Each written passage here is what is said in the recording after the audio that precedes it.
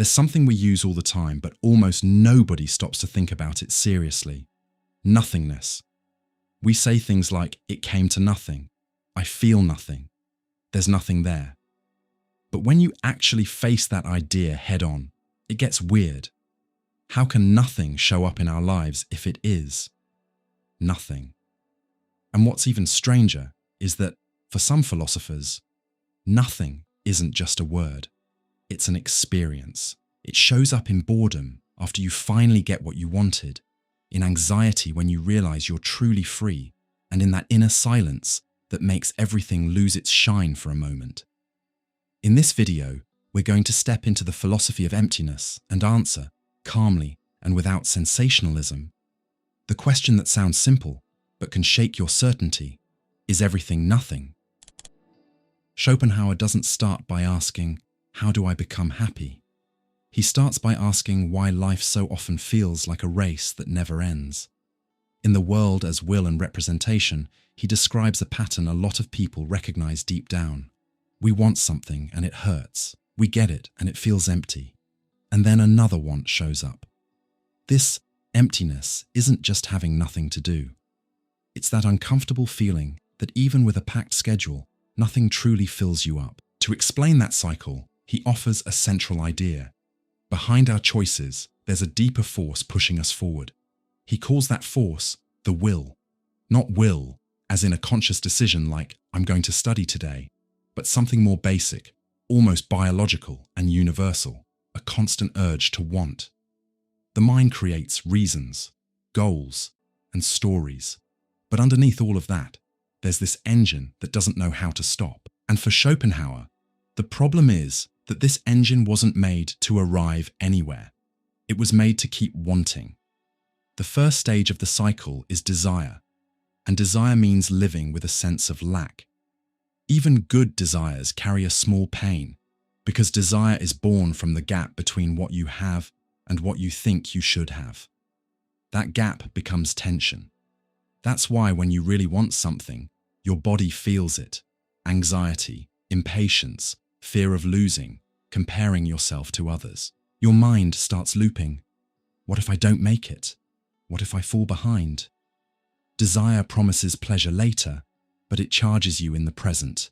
And Schopenhauer would say that cost is built into the system. It's not an accident. Sometimes we romanticize it. But wanting gives you purpose. And it does, for a while. But in this model, that purpose depends on a sense of missing something. If you look honestly, you'll notice that many moments of motivation are held up by a quiet discomfort. The feeling that you're still not enough, you still haven't arrived, you still haven't achieved it. Life turns into a ladder, and your heart learns to beat to the rhythm of still not there yet. Then comes the second stage, suffering. For Schopenhauer, suffering isn't something that happens once in a while. It's the default setting, because as long as the will wants, it pushes. When desire hits obstacles, time, money, other people's approval, the limits of your own body, frustration shows up. And even when there's no real obstacle, there's another kind of suffering: fear. Fear of failing, fear of not being accepted, fear of wasting your life, fear of not measuring up. The will creates an inner urgency that doesn't match the world, because the world is slow, unpredictable, and indifferent. You can feel this when something important is on the line. Take someone who wants to be recognized. While they're not, they suffer. But notice this: they don't only suffer when someone rejects them. They can suffer even when they get praised and think, was it luck? What if next time I fail? Desire turns life into a test. And the test never ends, because what's being tested isn't just a skill, it's an identity. Do I have value or not? Then the decisive moment arrives. The desire is fulfilled. You get in, you achieve it, you buy it, you win, you close the deal. For a few moments, sometimes a few days, there's relief and excitement. But Schopenhauer is brutal here. That feeling fades fast because it can't last. Desire was tension. When you get what you wanted, the tension drops. But the will doesn't disappear. It just loses that particular object. And when it loses the object, what's left is a strange silence. That silence, for him, is the third stage, boredom. Boredom, in Schopenhauer's view, is an emptiness without drama. It's not deep sadness. It's worse and more common. The feeling of, okay, now what? It's like finishing a show you loved and staring at the black screen for a second, not sure what to do with yourself. It's like coming home from a trip you waited forever for and, the next day, your house feels smaller. It's like reaching a goal and realizing the world didn't change as much as you imagined, and even more uncomfortable, you didn't either. Here's what a lot of people live without noticing. Desire gives meaning because it covers up the emptiness. When the desire is fulfilled, the emptiness returns. And modern culture is an expert at keeping us from facing that. When boredom shows up, the solution offered is immediate. Another desire, another goal, another purchase, another hit of stimulation. So the will feeds on the cycle itself, and boredom becomes a problem you have to fix fast, as if feeling empty is not allowed. Schopenhauer would see today's world as a perfect machine for producing that back and forth. Think about how the internet organizes attention. You want the next video, the next reply, the next bit of validation, the next dopamine spike. You get it. It lasts a moment. Then another want appears. That doesn't prove technology is evil. It proves something deeper. The will has found an environment where it can keep wanting with almost no pause. And the fewer pauses you have, the less you notice the mechanism. The emptiness of boredom has a scary trait. It doesn't come because nothing happens. It comes because nothing that happens holds meaning for very long. You can be surrounded by options and still feel hollow. That's exactly Schopenhauer's point. If life is driven by a wanting that doesn't truly satisfy, then a lot can turn into nothing very quickly. And emptiness isn't the absence of things, it's the absence of inner rest. There's an important detail so we don't turn Schopenhauer into a cartoon. He's not saying you should give up on life or want nothing, as if that were easy. He's saying that trusting desire as your plan for feeling complete is a miscalculation. Desire can be useful, it can move you, it can build things. But when it becomes the promise that it will fill whatever you feel inside, it becomes a trap, because the will always finds a new reason to pull you forward. That helps explain why certain victories leave you thinking, wait, was that it? Why you can dream about something for months, and when it finally happens, the joy lasts less than the waiting did. Schopenhauer would say, the waiting was the will under high tension. The achievement is just the release of that tension. Life doesn't hand you happiness like a prize, because the engine pushing you wasn't made to rest. So what's the value of all this? Schopenhauer isn't here to drag you into a dark cloud. He's giving you a mirror. Once you understand the cycle, you stop blaming yourself so much for feeling empty after you achieve something. You start to recognize this isn't necessarily ingratitude. This might be how wanting works. And that recognition alone can bring relief, because emptiness stops being a mysterious monster and becomes something you can understand.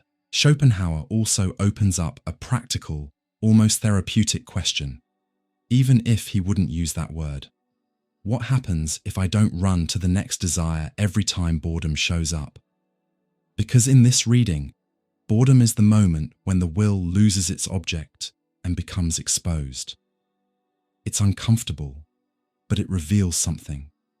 It shows how much you were being pulled by something outside your control.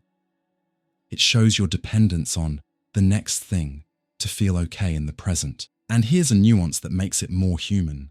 The emptiness of boredom doesn't have to be only an enemy. It can be a warning signal. It can say, you built your whole life around one goal, and you forgot to grow anything besides chasing. It can reveal that you're living in hunt mode, not presence mode. Schopenhauer doesn't use modern language like that, but the intuition is there. While you're ruled by the will, you live with a constant sense of lack. When the lack disappears, you feel a loss of direction, and you call that emptiness. If there's one sharp point in what he teaches, it's this. Emptiness isn't a glitch in the universe. It's the shadow of desire, and the more you organize your life around wanting and achieving, the more you train your inner world to depend on that tension to feel alive. That's why boredom feels so threatening. It isn't just having nothing to do. It's the feeling that without the race, you don't know who you are. In that sense, Schopenhauer gives a philosophical foundation to a very modern feeling: constant restlessness. He helps explain why the promise, once I get X, I'll finally be okay, almost always disappoints. Not because X is worthless, but because the engine that wants X doesn't rest when X arrives. And if the engine doesn't rest, emptiness returns, asking for another object, another story, another win. That idea can hit hard, but it can also be a beginning. Because once you see the cycle, you gain a real choice. Keep being carried by it automatically, or learn to look at desire with more clarity. And that clarity is already a kind of freedom. Not the freedom to never want anything, but the freedom to stop expecting desire to solve what it was never truly built to solve. When Leucippus and Democritus talk about emptiness, kenon, they're not talking about a feeling. They're talking about physics, about the most radical kind of explanation you could offer at the time. Their claim is simple to say and hard to accept. Everything that exists is made of atoms and empty space. Atoms as solid, invisible, indivisible pieces. Empty space as the real room where those atoms can move. If there's no empty space, there's no motion. If there's no motion, there's no change. And if there's no change, nothing in the world you know would be possible. This idea comes out of an old philosophical fight. Before them, Parmenides argued that non-being can't even be thought. The moment you talk about nothing, you're already turning it into something. And if non-being isn't, then empty space can't exist. The problem is that human experience screams the opposite. Things change, mix, separate, are born and die. Leucippus and Democritus step in and basically say, okay, Parmenides is right about one thing. Nothing comes from absolute nothing. But you're wrong to think that non-being can't play any role at all. Their solution is brilliant. Empty space isn't some mystical absolute nothing. It's a physical condition for motion. They put emptiness into the world without treating it as a thing in the same way matter is. Here's the core idea. Atoms are what is, the solid, the full. Empty space is what is not. And yet it still exists as a gap, as an interval. And it's inside that interval that everything happens. For them, the universe isn't one continuous lump with no openings. It's a huge fabric made of particles and spaces. Reality isn't only presence, it's presence and distance. It's not only full, it's full and empty. And that mix is what gives the world movement. Think about how shocking that would be in ancient Greece. The common intuition is that to exist means to occupy space, be solid, have a shape. Leucippus and Democritus break that idea. Existence also includes what has no body, but still has a function. Empty space becomes what allows matter to behave like matter. The difference between a statue and a cloud, between iron and smoke, between stone and skin, wouldn't be some magical substance. It would be a matter of arrangement, shape, weight, hardness, heat. Everything depends on how atoms are organized and how much empty space exists between them. Fragments credited to Democritus, preserved in collections of the Presocratics, are often quoted with almost poetic force.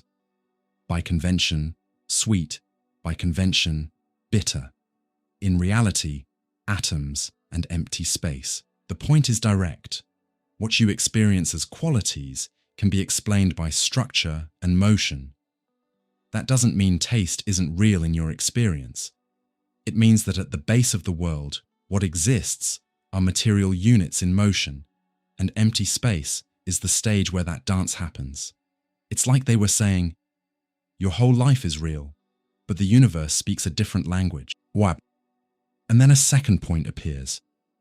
Empty space isn't an empty place, because something is missing. It's what allows a thing to have a place at all. That sounds like a small detail, but it changes everything. Empty space stops being a flaw in the world and becomes a necessity. Without it, atoms would be stuck together in one motionless block. There would be no separation, no mixing, no collisions, no swerves, no meetings. There would be no in-between. And without the in-between, there is no story. In that sense, empty space is the condition that makes change possible. If you bring this into the bigger picture of history, you can see why this was an explosive seed. Atomism wasn't just a theory about tiny invisible pebbles. It was a way to explain the world without relying on myths, and that's a cultural leap. It slowly pushes humanity toward a view where the universe can be understood through natural causes and material relationships. Centuries later, when modern science starts taking shape, that instinct, nature has components and rules, becomes a thread running through physics, chemistry, and biology. Not because Leucippus and Democritus got everything right in detail, but because they got the attitude right. If you want to understand the world, look at structures and motion. But what does this have to do with emptiness in a way that matters today? A lot, because our minds still struggle with the same issue. Accepting that emptiness can be part of reality, not just a lack. We tend to think of emptiness as absence, deficiency, uselessness. For atomism, empty space is an active part of the cosmos. It doesn't do things the way a hand pushes a stone, but it allows forces and collisions to happen. It's a kind of reality that isn't matter, but is still a condition for matter. That helps you see something modern life keeps proving. Many things aren't explained only by what's there, but by how things are arranged and by what separates them.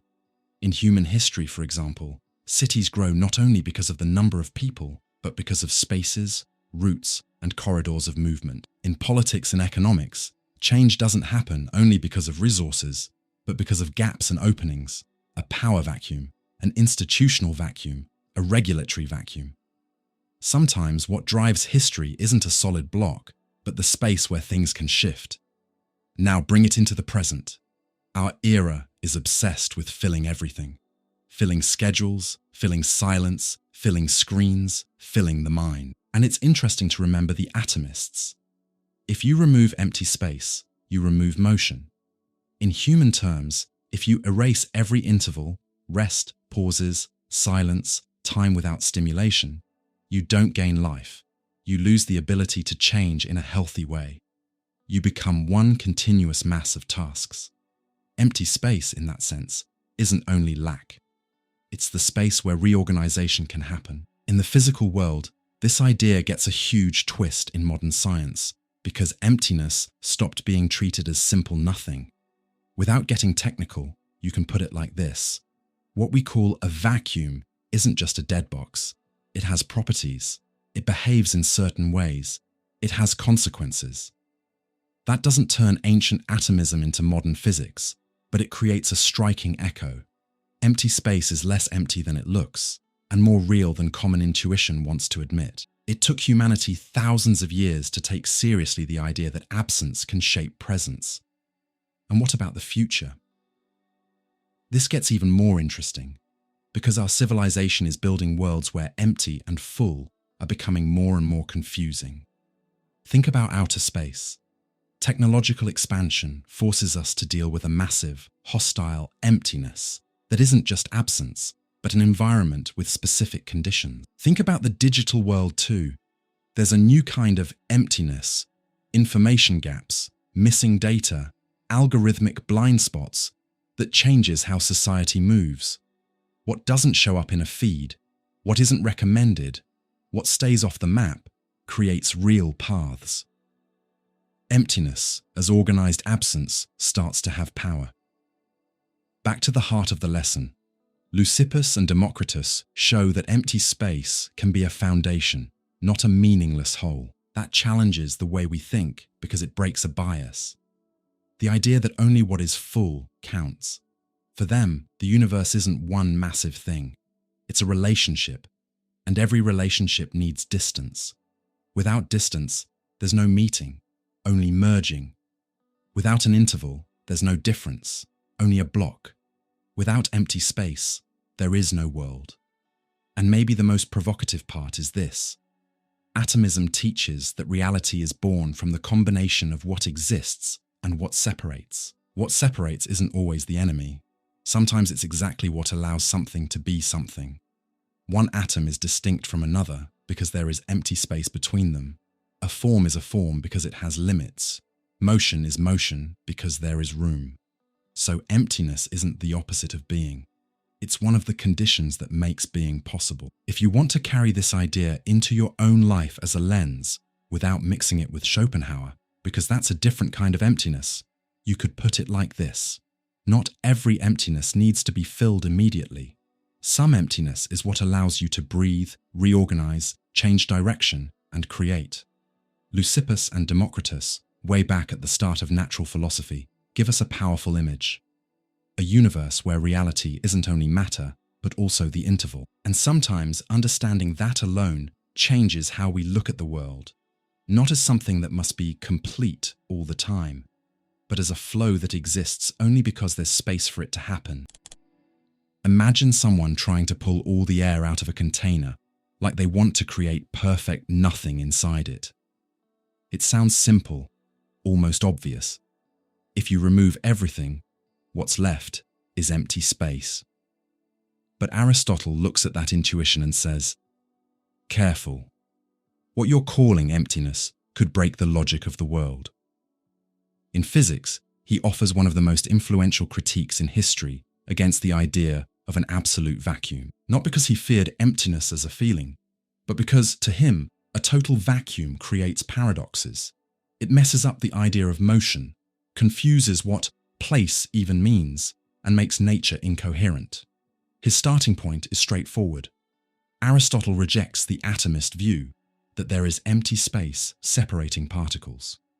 For the atomists, the void is the stage where motion happens. For Aristotle, that's risky because it turns place into an independent container, as if space were a thing by itself, just waiting to be filled. And he doesn't buy that. In Aristotle's view, nature is an ordered system where everything has a where that isn't just coordinates. It's a kind of belonging. That's where a key concept comes in. Place, topos. For Aristotle, place isn't empty space. Very concretely, it's the boundary of the body that surrounds another body. In simple terms, the place of the water in a cup is defined by the cup holding it. The place of a fish is defined by the water around it. That sounds strange if you think in modern physics terms, but it has a strong idea behind it. Aristotle is trying to keep the world as a network of real relationships, not as objects floating inside a neutral, empty space. Now comes the punch. If an absolute vacuum existed, what would place even be? If place isn't a relationship with something that contains, then place becomes nothing with an address. And Aristotle doesn't think that makes sense. A place that belongs to nothing and sits in nothing becomes a ghost-like entity. It exists, but it explains nothing. To him, that's abstraction winning over reality. The second problem is even stronger. Motion. Aristotle asks what would happen if a body moved in a perfect vacuum. He starts from a principle in his physics. Speed depends on the resistance of the medium. If you remove the medium entirely, no air, no water, nothing offering resistance, what would stop a body from moving at infinite speed? In other words, in an absolute vacuum, there's no clear reason motion would have a limit. And infinite motion stops being motion in the real world. It becomes absurd. Even though today we know Aristotle's physics doesn't match how modern science describes motion in a vacuum, his argument still has philosophical force. If you introduce an absolute vacuum, you have to rethink all the rules of motion. You can't just drop perfect nothing into a theory built around mediums, resistance, and natural causes. And for Aristotle, a good theory is one that doesn't destroy itself when it tries to explain an extreme case. He also raises another point that sounds technical but cuts deep. If a vacuum existed, Could there be differences inside it? A vacuum A and a vacuum B? If both are nothing, how could they be different? And if they can't be different, how can we talk about here and there inside nothing? This goes right at the heart of the idea of a perfectly uniform empty space. A nothing with no features can't support differences of place. And if there are no differences of place, how does a body travel along a path? Motion needs at least some structure, a before and after, a here and there. That's where the famous phrase linked to Aristotelian thinking comes from. Nature has a horror of the void. It isn't psychological fear. It's the idea that nature doesn't allow gaps in being. It tends to fill, balance, and keep continuity. If a hole appears, something moves to occupy it. It's a way of saying that, for Aristotle, the cosmos isn't a set of parts thrown into empty space. It's a system where everything seeks its place according to its nature. This connects to Aristotle's bigger picture, where elements have natural behaviors. Stone tends downward, fire tends upward, and things seek their proper place.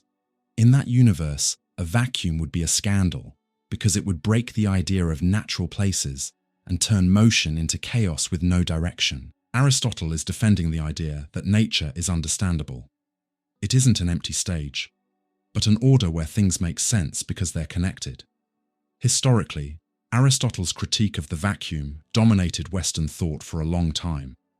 It wasn't just an opinion, it became a framework. When medieval and Renaissance Europe debated whether a vacuum was possible, it often did so under Aristotle's shadow. The idea that an absolute vacuum was impossible became so deeply rooted that experiments and reports that seemed to suggest a vacuum were often reinterpreted as thin air or some subtle something filling the space. In that sense, Aristotle wasn't only a philosopher, he became a mental architecture. But the most interesting part for our theme is that Aristotle isn't simply saying there is no emptiness. He's saying something sharper. A total vacuum changes the kind of world you live in. If an absolute vacuum exists, place becomes abstract coordinates. Motion becomes a mathematical problem, and nature stops being a teleological order with purposes and tendencies and becomes a mechanical system. He senses, before it fully happens, that accepting a vacuum pushes philosophy into a completely different conceptual universe. And that speaks directly to today. We live in a culture that often treats the world like a neutral space, where anything can be placed, swapped, and replaced. Identities become items, relationships become connections, attention becomes currency. It's as if life were a big container, and we just choose what to put inside. Aristotle would ask an uncomfortable question. What if place isn't a neutral container, but something that gives meaning to who you are? In other words, what if there are right places for certain things, not because of moral judgment, but because of structure? He's not saying go back to the past. He's reminding us that the idea of emptiness isn't neutral. When you think of the world as empty space, you tend to think everything is replaceable. When you think of the world as a network of places and relationships, you tend to think in terms of belonging, context, and limits. And limits here aren't necessarily a prison. They can be what makes form possible, like a frame that lets you actually see the painting. This shows up socially and politically too. In historical moments of vacuum, collapsed regimes, institutional breakdown, deep crises, people feel like anything can happen. And it can. But Aristotle would say, a complete vacuum scrambles causes, speeds up movement, and makes outcomes unpredictable. In modern terms, a power vacuum doesn't stay empty. It gets filled quickly by forces moving to occupy space. Horror of the void becomes almost a sociological image. Where there's a gap, there's a fight. And when we look toward the likely future, the discussion gains a new layer. We're building environments with less and less friction. One click buys, one swipe replaces, one algorithm recommends. It's like we're reducing resistance, creating a life closer to a thin medium where everything moves too fast. And Aristotle, with his idea that without resistance speed tends toward absurdity, seems to whisper a philosophical warning. Removing all resistance can also remove the meaning of movement.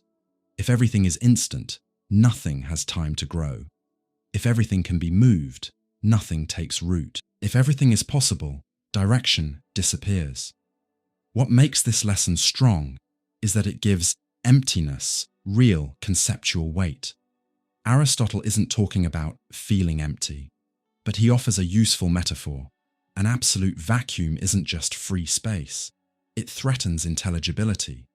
When everything becomes anywhere, place stops meaning anything. When motion loses measure, change loses shape. And when shape disappears, human experience can start to feel like a stream that exhausts you. In physics, Aristotle is defending a tough and at the same time very human idea. The world needs structure to be livable. The in-between, the medium, the limit, what the atomists celebrated as emptiness, can't be perfect nothing for Aristotle, because perfect nothing is a whole in reason. That's why he prefers to think in terms of continuity, bodies in relation, and place as belonging. And what remains as a final provocation, without turning it into nostalgia, is a question that runs through your whole topic. When we try to eliminate every empty space, are we trying to remove only lack, or also the structures that create meaning? Because sometimes what we call emptiness is just space, and space is what keeps the world from becoming a shapeless block or motion without direction. There's a kind of nothing that feels scary because it seems heavy. It's not the emptiness of space, and it's not the boredom that comes after you achieve something. It's a moral, personal kind of nothing, what you feel when you look at a cruel action, yours or someone else's, and think, this feels too real to be just absence. St. Augustine speaks right to that. In Confessions and the City of God, he offers an idea that changes how people talk about evil and emptiness. Evil isn't a thing. It isn't a substance. It isn't a force with its own body. Evil is a lack. It's the absence of good, the absence of order, the absence of being. That might sound like a small shift, but it becomes a philosophical key. Because if evil were a substance, it would have to exist as something positive, almost like an ingredient built into the universe. And that creates a huge problem for the Christian view Augustine defends. How could a good God, the creator of everything, also be the creator of a substance called evil? Augustine refuses that conclusion. So he answers in a clean, elegant way. God creates being. Evil isn't created because evil doesn't exist in the same way. Evil shows up when something good gets corrupted, weakened, or twisted. What truly exists is a good that has fallen short of itself. Augustine talks about this with the honesty of someone who lived conflict from the inside. In Confessions, he tells his own story of inner disorder, desires pulling him in different directions, impulses that promise freedom but deliver slavery, choices that seem small and then slowly become character. When he describes sin, he doesn't paint it as an external monster. He describes it as love aimed the wrong way. For him, the human soul is made to love, but it can love in a crooked way. And when love gets twisted, nothing appears. Not total metaphysical nothingness, but a shrinking of life, a loss of richness. That's why the idea of lack is so powerful. Think about blindness. Blindness isn't an object inside the eye. It's the absence of sight. Or think about a sickness that weakens the body. You don't need to invent a substance of weakness. You just say health has been reduced. Augustine sees evil like that, as a kind of illness of being. It exists as an experience and as real damage, but not as something with its own independent existence equal to the good. This also works as a critique of dualistic views, common in the ancient world, that pictured reality as a battle between two equal, eternal forces, one good and one evil. Augustine encountered that kind of thinking when he was younger and later rejected it. For him, evil can't be a separate kingdom equal to good, because that would trap the universe in an endless war between two absolute powers. Augustine prefers a view where being is fundamentally good because it was created, and evil is a break in that goodness, not a second God. Now bring this back to your theme of emptiness. Augustine is saying some emptiness isn't neutral space, it's loss. When something essential is missing, life doesn't just feel empty, it feels out of alignment. And what's most interesting is that he explains this without turning evil into something glamorous or seductive. For Augustine, evil has no shine. It's a parasite. It feeds on the good that already exists because it has no foundation of its own. You can't truly desire pure evil because pure evil would be nothing, and nobody desires nothing. What we desire when we do wrong is always some real good: pleasure, power, rest, acceptance, just pursued in a disordered way. That has huge psychological weight. It suggests many destructive behaviors don't come from a direct wish to destroy yourself, but from a confused attempt to fill a need. Someone might chase control because they lack safety. They might chase validation because they lack self-respect. They might chase pleasure with no limits because they lack peace. Augustine wouldn't reduce everything to trauma or context. He takes moral responsibility seriously, but he also doesn't simplify the human heart. He sees a kind of whole. The will reaches for something, but reaches in the wrong place, and that creates even more lack. In Confessions, this shows up as restlessness. He describes the human heart as restless until it finds rest in God. Even if you don't share his faith, you can still grasp the structure of the idea. There's a kind of emptiness that comes from trying to get something infinite out of something finite. When you demand that something limited give you fullness, you're going to be disappointed. And that disappointment isn't just, it didn't work. It's an emptiness that returns again and again because the size of the desire is bigger than the object. And then, the city of God expands the conversation to history. Augustine wrote it during a time of crisis. The Roman world shaken, people trying to explain collapse, searching for someone to blame, feeling like history had lost its meaning. He offers a different way to read it. There are symbolic cities, ways of loving and organizing life. A city driven by disordered loves, pride, domination, vanity, can look impressive, but inside it carries lack. It shines, but it has no foundation. And when the foundation is weak, emptiness shows up as violence, corruption, and decay. That feels very current. Today we see hyper-connected societies that are still full of loneliness. We see an overflow of information and a shortage of wisdom. We see moral talk everywhere, and at the same time a sense of cynicism and exhaustion. Augustine would say, maybe it's not that evil won as a force. Maybe it's that good has been weakened, essential values have been worn down by smaller loves. Cultural emptiness can be a lack of shared truth, lack of trust, lack of courage, lack of humility. Notice how this view avoids a common mistake. If you believe evil is a substance, you start imagining it as something inevitable, almost mythical. But if you understand it as a lack, you see something practical and demanding. To fight evil is to restore the good.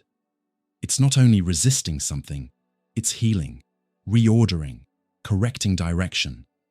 That's why morality for Augustine is deeply connected to inner order, putting loves in the right place, giving each thing the weight it deserves.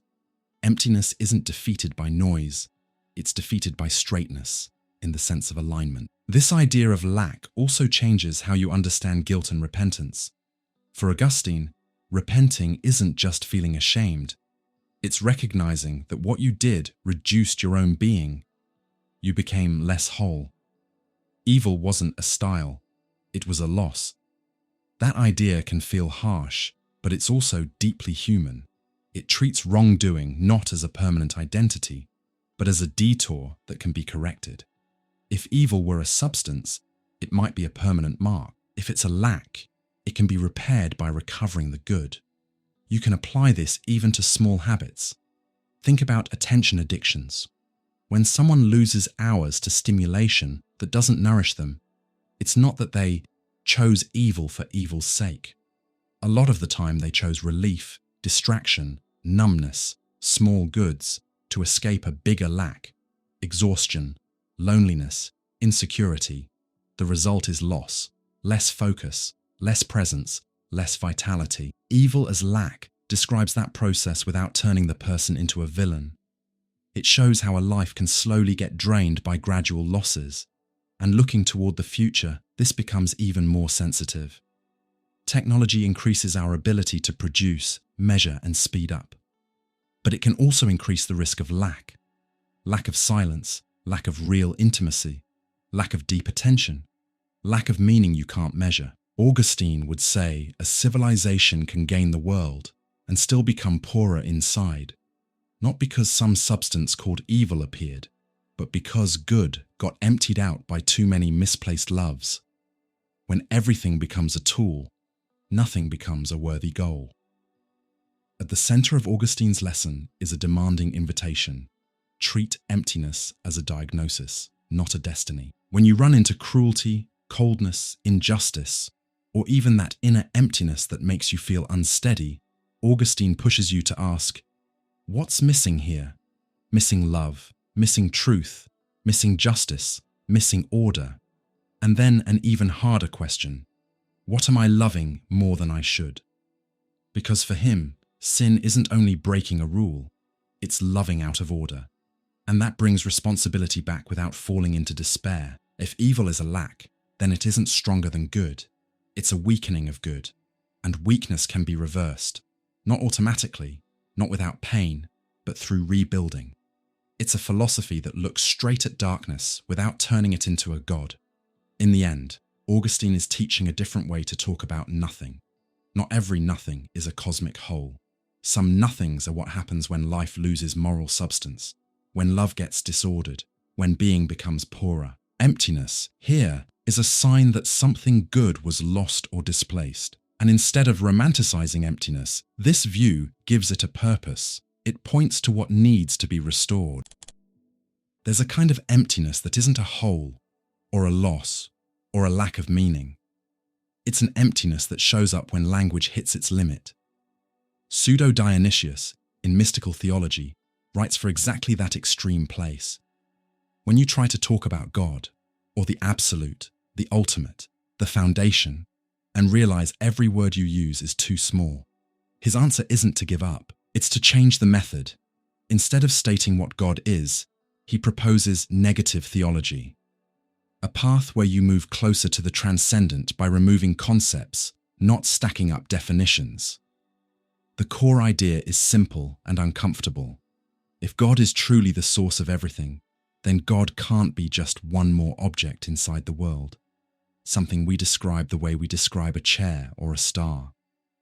When you say God is this, you risk shrinking God into something your mind can hold, and Pseudo-Dionysius sees that as a subtle kind of intellectual idolatry, trading a living mystery for a neat mental picture. So he starts by dismantling, God is not this, not that, not even what seems most elevated. The transcendent doesn't fit into categories. This isn't anti-intellectual. If anything, it's mental discipline.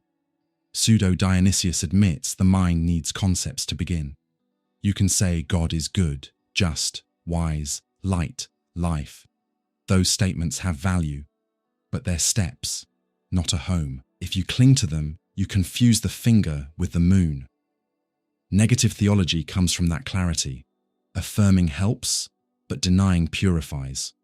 He uses strong images, and one of the most striking is the cloud and the luminous darkness. It sounds like a paradox, and that's the point. For him, encountering the transcendent isn't total clarity in the sense of, now I understand everything. It's the opposite. The closer you get to what is greater than being, the more you realize you can't control it with words. It's a darkness that isn't basic ignorance. It's darkness caused by too much light, like staring at the sun.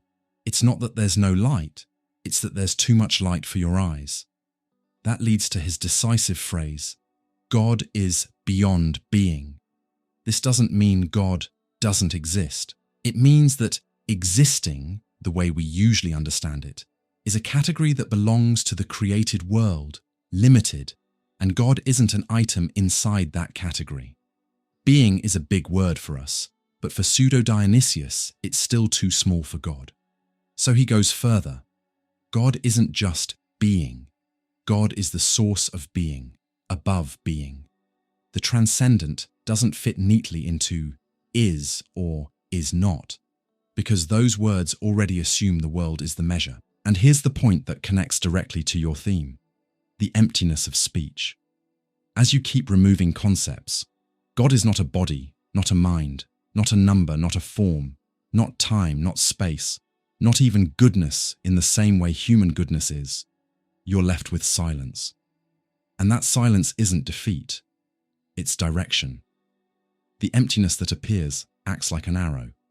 It points to something that doesn't fit into sentences, but can be approached another way. Contemplation, humility, experience. This challenges a very modern anxiety, the obsession with explaining everything. We live in a time where people often think, if I can't define it, it isn't real. Pseudo-Dionysius flips that. Sometimes the most real things are exactly what you can't capture in definitions. Not because they're irrational, but because they're bigger than the tool you're using.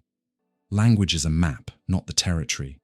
And the absolute, if it exists, won't fit on any map. Historically, this mattered a lot. Pseudo-Dionysius deeply influenced medieval spirituality and philosophy in both East and West.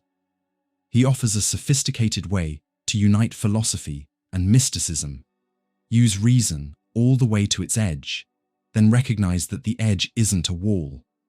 It's a passage. It's a posture that survives for centuries and keeps returning in different forms.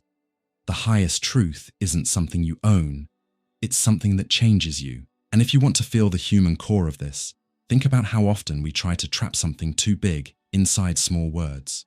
We do it with God, but also with love, pain, loss, beauty. You try to explain exactly what you feel, and the explanation fails. Not because you're bad with words, but because the experience is bigger than speech. Pseudo-Dionysius puts that in the center. Here, language failing is a kind of honesty.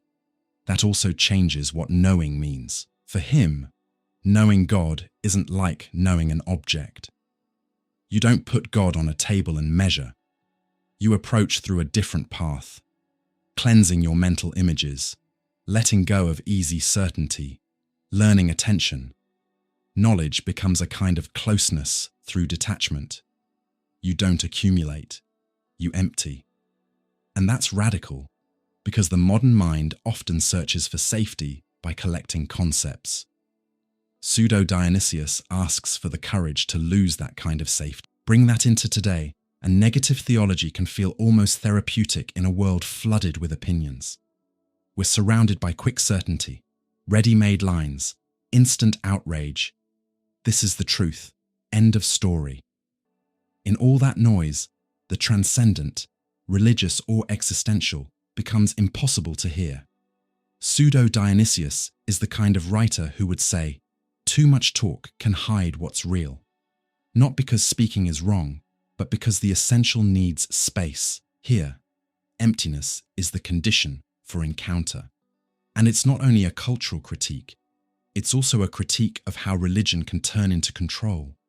When someone believes they've completely contained God inside a set of phrases, they feel justified in dominating others in the name of that God as concept. Pseudo-Dionysius undercuts that arrogance at the root. If God is beyond being, then no one owns God as intellectual property. At best, we point, we move closer, we worship, and even then with humility. In that sense, negative theology acts like a vaccine against fanaticism. It reminds you the absolute can't fit in your hand. But be careful. This isn't relativism. It's not anything goes. It's something else. Recognizing that some truths can't be reduced to slogans. Pseudo-Dionysius isn't saying you can't know anything. He's saying you can know, but in the right way. The right way includes analogies, symbols, limits. It includes accepting that silence can be part of knowledge, not as an escape, but as reverence. In the near future, this might become even more relevant, as AI, data, and predictive models become more present. A temptation grows to believe everything can be mapped, calculated, and predicted. negative theology steps in as an uncomfortable philosophical reminder. There are dimensions of reality that refuse to be captured without leftover. Maybe value, meaning the sacred dignity. These things resist being turned into numbers. When we reduce the human to what can be measured, a kind of emptiness appears. Not the emptiness that points upward, but an emptiness of dehumanization. Pseudo-Dionysius, strangely enough, can help protect human mystery, because he teaches respect for what exceeds our tools. And here, the link to the emptiness theme becomes clear. There are emptinesses that are sickness, lack, loss, like Augustine described, but there are also emptinesses that are openness. The emptiness of speech in Pseudo-Dionysius is an emptiness of humility. The mind stops pretending it controls everything, and when it stops, space opens where something greater can be contemplated. His method follows an almost narrative movement. First you affirm, God is good, light, life. Then you deny, God is not good the way things are good, not light like physical light, not life like biological. Finally, you go beyond denial. God is beyond those categories. That third step is the hardest to grasp, because it isn't just, I don't know. It's, I know my way of knowing isn't enough. It's an enlightened ignorance, a clear awareness of limit. And what can this teach someone trying to think about life? Maybe an attitude. Don't confuse understanding with control. You can seek clarity without shrinking everything. You can have convictions without turning the world into a box. You can respect mystery without abandoning reason. Pseudo-Dionysius isn't asking you to shut your mind off. He's asking you to stop using it like a net to capture the infinite. In the end, his emptiness isn't a sad emptiness.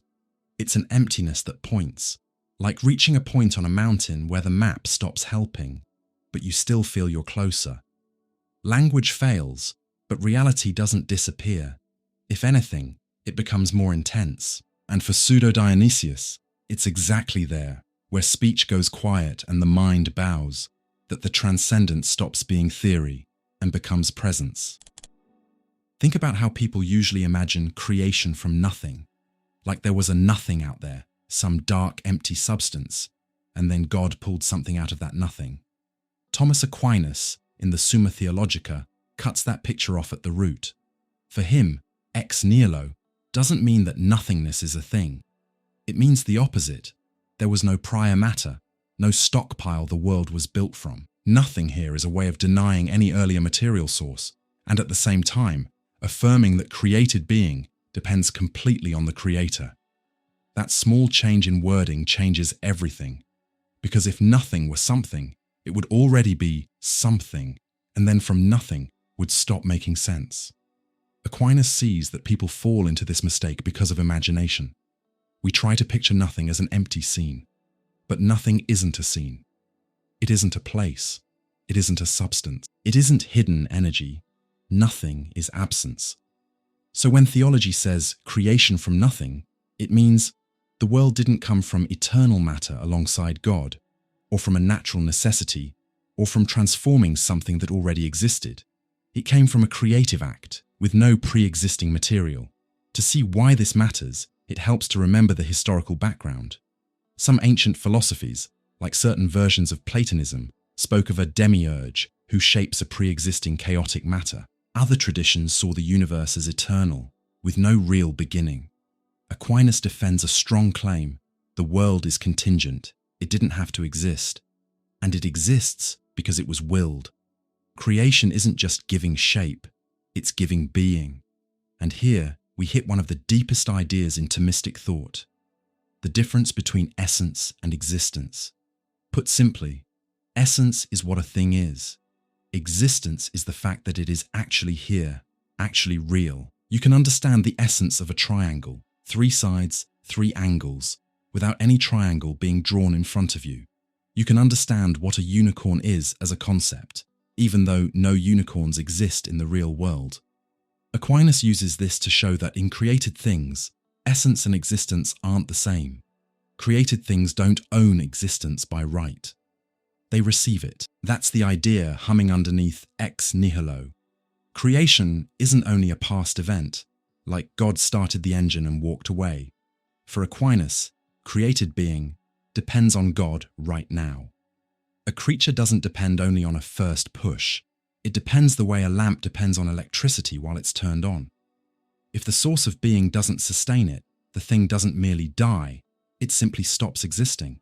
This gives dependence a different meaning. In everyday life, dependence sounds like weakness. Depending is bad. But for Aquinas, dependence of being is metaphysical structure. Everything that is contingent depends on something that is necessary in itself. That's why he describes God as the one whose essence is existence, the famous He Who Is. While we have existence as a gift, God is existence in full act, not borrowed, not limited. And that's why from nothing doesn't mean an existing nothing. It means everything that exists received existence. This also reshapes what emptiness means in your overall theme. If, in Augustine, nothing shows up as a lack of good, in Aquinas, nothing shows up as what creatures would be if they were not sustained. In other words, nothing isn't a thing out there. It's the constant possibility of non-being for anything that is contingent. Emptiness isn't somewhere. It's the ontological background against which existence shines as a gift. Now notice how this connects with history. The doctrine of creation from nothing helped shape a culture where the universe isn't seen as divine in itself, and not as necessary. It's seen as intelligible, because it was created with order, and free, because it didn't have to exist. That opens the door to an attitude that later supports science. If the world is created and isn't God, then it can be studied. And if it isn't necessary, then it isn't obvious. You have to observe to learn how it's organized. Aquinas isn't doing modern science, but he helps legitimize a view where the cosmos is rationally accessible without being absolute. On a human level, this idea has real existential force. Many people live as if existence were an automatic right. I'm here, end of story. Aquinas would say, existing is a gift, not a title. That doesn't have to become guilt or moral pressure. It can become clear-eyed gratitude. Life isn't just a brute fact. It's received being. And that can hit hard in a world that tries to manufacture meaning only through performance. If being is a gift, you don't have to prove your worth every minute just to deserve to exist.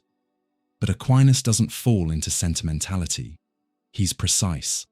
Saying being is a gift doesn't mean everything that happens is good or easy. It means that, at the deepest level, a creature doesn't ground itself, and that puts limits on human pride.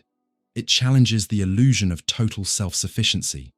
You can build a lot, but you don't create yourself from scratch, and you don't sustain yourself by your own power. Even your mind, your strength, and your time are received. In the Summa Theologica, Aquinas also addresses a common misunderstanding. Creating from nothing doesn't necessarily mean the world had a beginning in time that reason can prove. He separates two questions. 1. The world being created, meaning it depends on the creator to exist, and 2. The world beginning in time. For Aquinas, reason can show dependence of being, but a temporal beginning is a matter of faith, not a conclusion philosophy must force. That distinction shows how careful he is. He doesn't use ex nihilo like a slogan, but as a thesis with clear limits.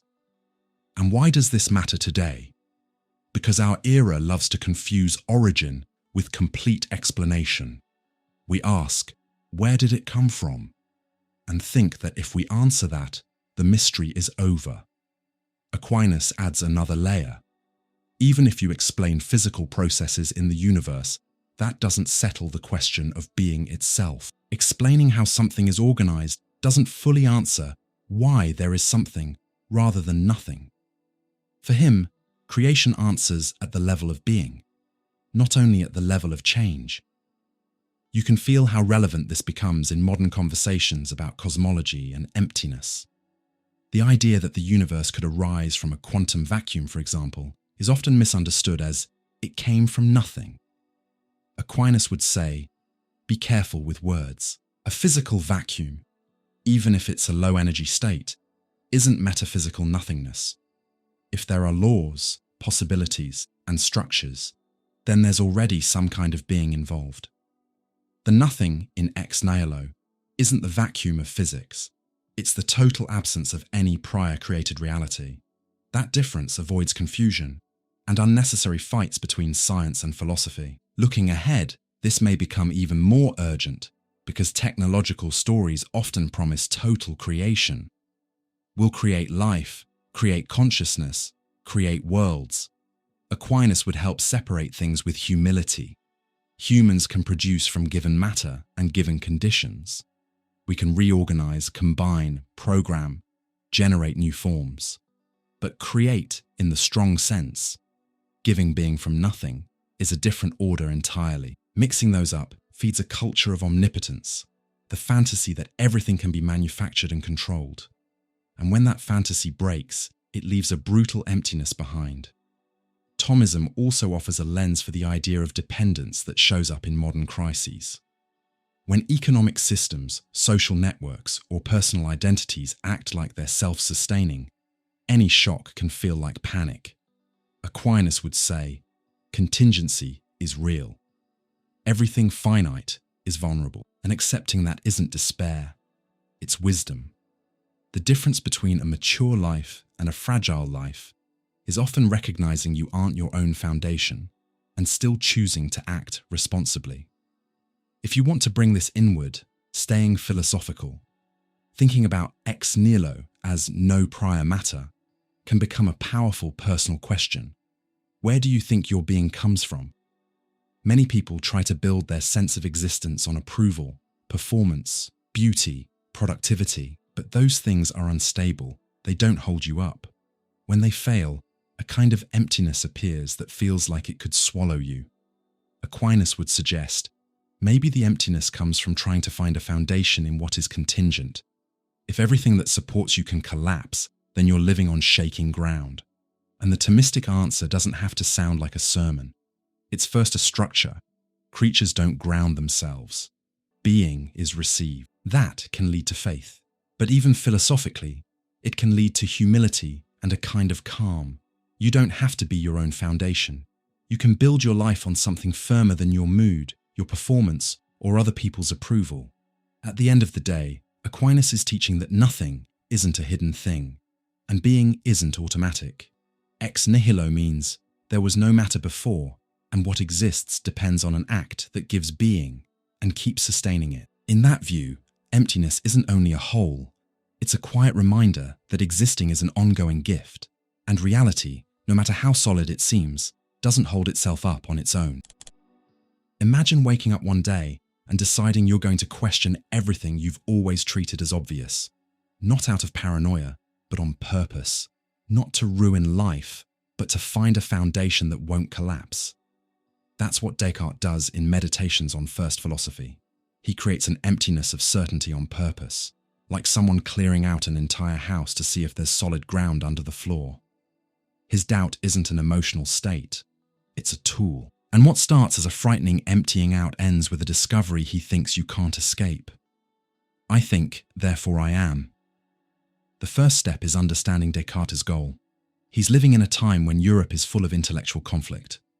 Old authorities are being challenged, new science is being born, and beliefs are colliding. In that setting, he wants a kind of knowledge as solid as math, but he notices a problem. A lot of what we call certainty is really just habit, tradition, or a strong impression. So he proposes a radical strategy: suspend anything that can be doubted and see what's left. He starts with the most everyday thing, the senses. How many times have your eyes fooled you? A shadow looks like a person. A sound seems like one thing but turns out to be another. A mirage in the heat, an object seen from far away, a memory you swore was accurate and later discover wasn't. Descartes doesn't need to prove the senses always deceive us. It's enough to show they sometimes deceive us. And if they sometimes deceive us, then they can't be an absolute foundation for unbreakable knowledge. Then he takes a bigger step. Even when your senses seem to work, how do you know you aren't dreaming? In dreams, you see places, touch objects, talk to people, feel fear, joy, shame, and it all feels real while it's happening.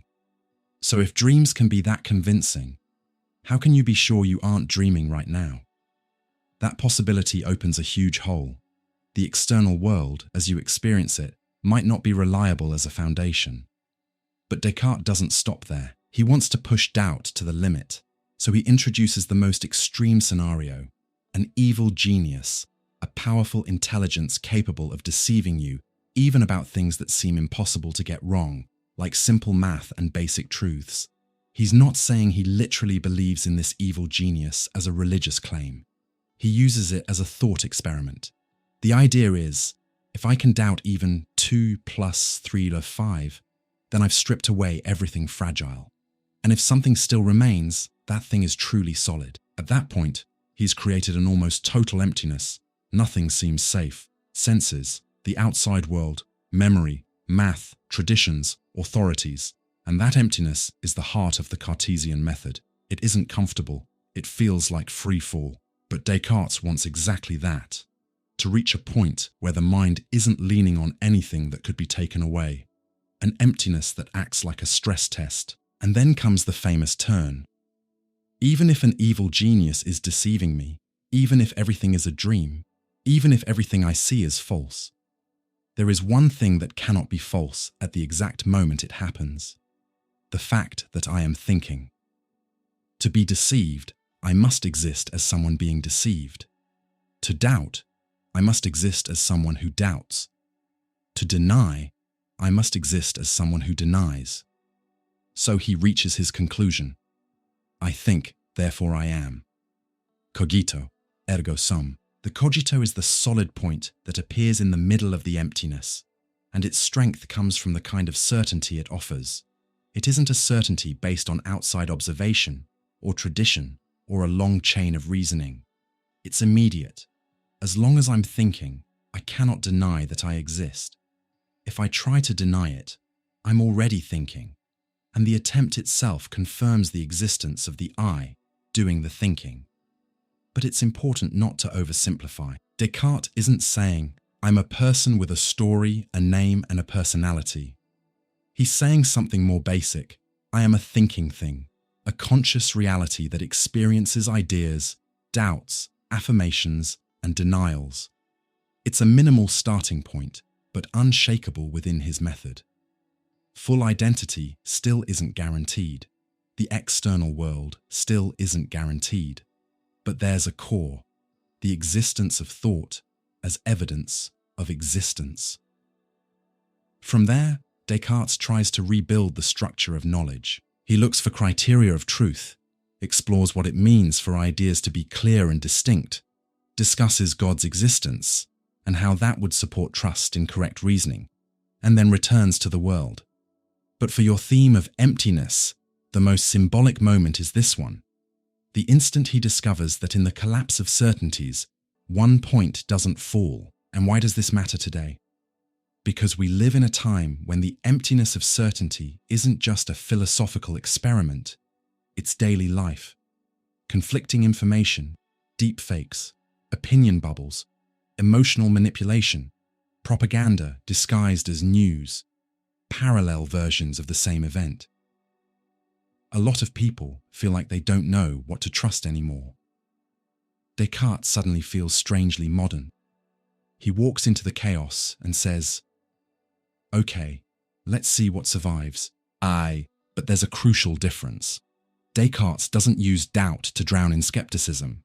He uses doubt as a bridge to reconstruction. He doesn't turn uncertainty into an identity. He turns it into a method.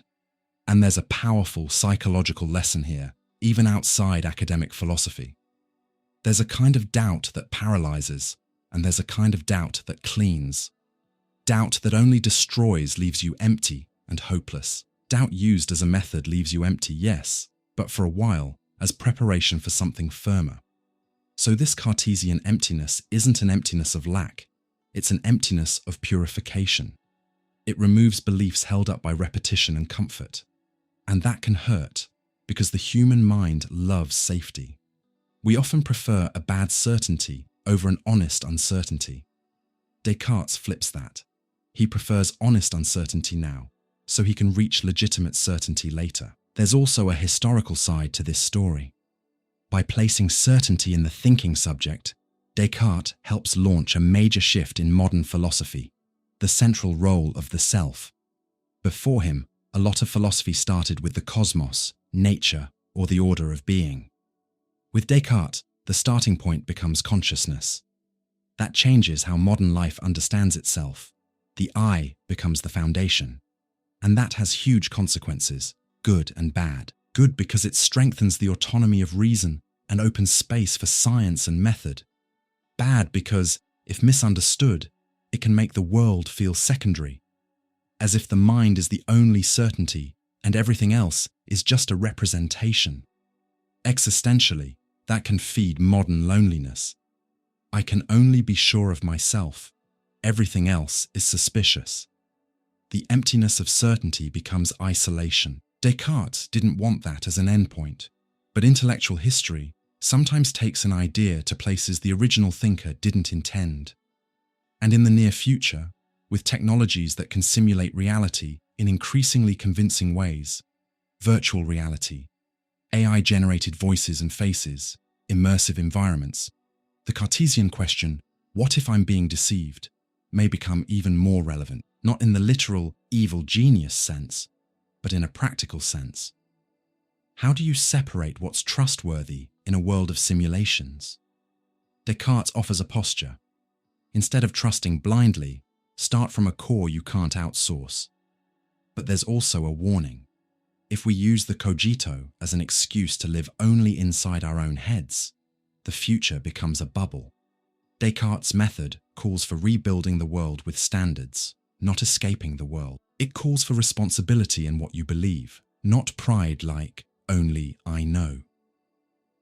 On a human level, you can put the lesson like this. When everything feels uncertain, you can feel like you've lost the ground under your feet. Descartes suggests you don't start by grabbing for new certainties the way someone grabs any piece of wood in the ocean. He suggests a braver step. Face the emptiness, separate automatic belief from real evidence, and find a firm point that doesn't depend on applause, rumors, trends, or other people's opinions. For him, that point is the activity of the mind itself, thinking, doubting, noticing. And there's an almost unexpected beauty in that. In a world that might be illusion, Descartes finds something intimate and undeniable. I exist while I think. It doesn't solve every problem, but it prevents total collapse. It's like lighting a candle in a dark room. You still can't see everything, but you're not in nothingness anymore. As a chapter in your theme, Descartes shows a special kind of emptiness. Emptiness that isn't an ending, but a method. An emptiness that doesn't destroy you. It reorganizes you. He teaches that the most trustworthy certainties aren't born from shouting, repetition, or automatic consensus. They're born from a mind brave enough to empty itself. And, in the middle of that emptying, find something you can't deny without contradicting yourself. The fact that you are conscious, thinking, and existing. Think of nothing as the word we use when the mind gets stuck. When it doesn't understand, when it can't see a cause, when it can't connect the dots, it says, it came out of nowhere. There's nothing there. That's nothing. Spinoza, in the Ethics, is ruthless with that kind of language. For him, nothing isn't a piece of the universe. It's a sign of a limit, not in reality, but in our imagination. In Spinoza's view, reality has no holes in it. Reality is one infinite substance, and everything that exists is an expression of it. That's the first claim that changes the whole game. Spinoza doesn't work with a world split into God and creation as two separate things. He defines God as the infinite substance itself, what exists through itself and is understood through itself. And from that comes his famous idea, Deus sive natura, God, that is, nature. This isn't a poetic slogan, it's a metaphysical thesis. Everything that exists belongs to the same reality and follows the same necessary laws. There is no outside of being, So nothing has no place as an entity. To understand why he rejects nothing, you have to feel the structure of his thinking. The ethics is written in a geometric style, definitions, axioms, propositions. That isn't for show. It's an attempt to give philosophy the clarity and rigor of mathematics. And inside that rigor, nothing becomes suspicious, because nothing is usually a word people throw around without defining it. Spinoza asks, if you say something is nothing, what are you actually claiming? You're claiming an absence, but an absence of what? Compared to what? For him, nothing explains nothing. It's just a sign that you haven't seen the cause. Here is the core of the system. There is one substance, infinite, with infinite attributes. We humans clearly grasp two of those attributes: thought and extension, mind and body, ideas and matter. But for Spinoza, these aren't two separate worlds. They're two ways the same reality shows itself. And everything that exists, a rock, a desire, a city, a fear, a tree, a law, an emotion, is a mode, a finite modification of that one substance. Once you see that, you understand why nothing becomes almost impossible in Spinoza's language. If everything is an expression of one necessary reality, then there is no metaphysical empty space where being fails. There is only being expressing itself in endless forms. What looks like absence to us is really a limitation of our perspective. We see one slice of reality and call everything outside that slice nothing. But what's outside isn't nothing. It's what goes beyond our slice. This is where a very concrete idea comes in. Imagination. Spinoza doesn't treat imagination as evil. He just puts it in the right place. Imagination is how the mind organizes images, memories, and quick associations. It's useful for daily life, but it isn't reliable as a path to deepest truth. And it's in imagination that nothing is usually born. You imagine absolute emptiness. You imagine non-being as if it was some kind of thing. But that's a mental trick. You're using images to talk about what has no image. So when someone says, "This came out of nowhere," Spinoza would hear, "You don't know the causes." And that matters a lot today, because modern culture runs on instant explanations. When a story blows up, when a social shift happens, when a behavior becomes a trend, people often react with surprise. Out of nowhere, everyone started doing this. Out of nowhere, things got worse. Spinoza answers calmly. Out of nothing, nothing happens. There is a chain of causes, historical, psychological, economic, technological, linking together. Nothing is just a curtain. This way of thinking also touches existential emptiness, even though Spinoza doesn't write in an existentialist style.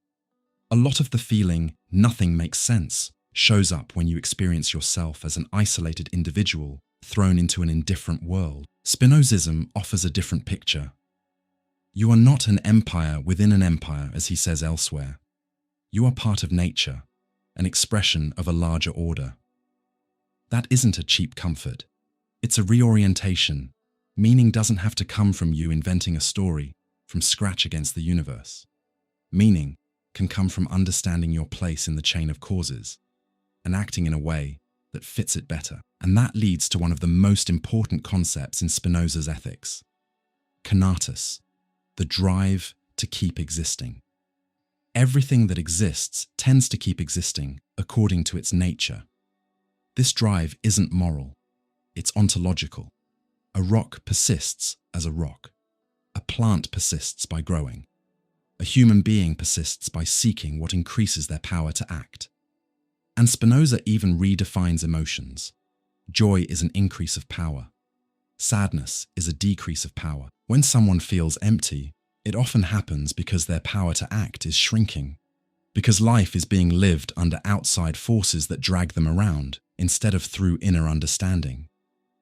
Spinoza's point is blunt. We are freer the more we act from adequate causes, and less free the more we are carried by outside causes we don't understand. And notice how nothing fits here. When you don't understand causes, you call it nothing. and you feel at the mercy of chance. When you understand, nothing loses its power because you see the chain. The world stops feeling like a stage of magical surprises and starts looking like something intelligible.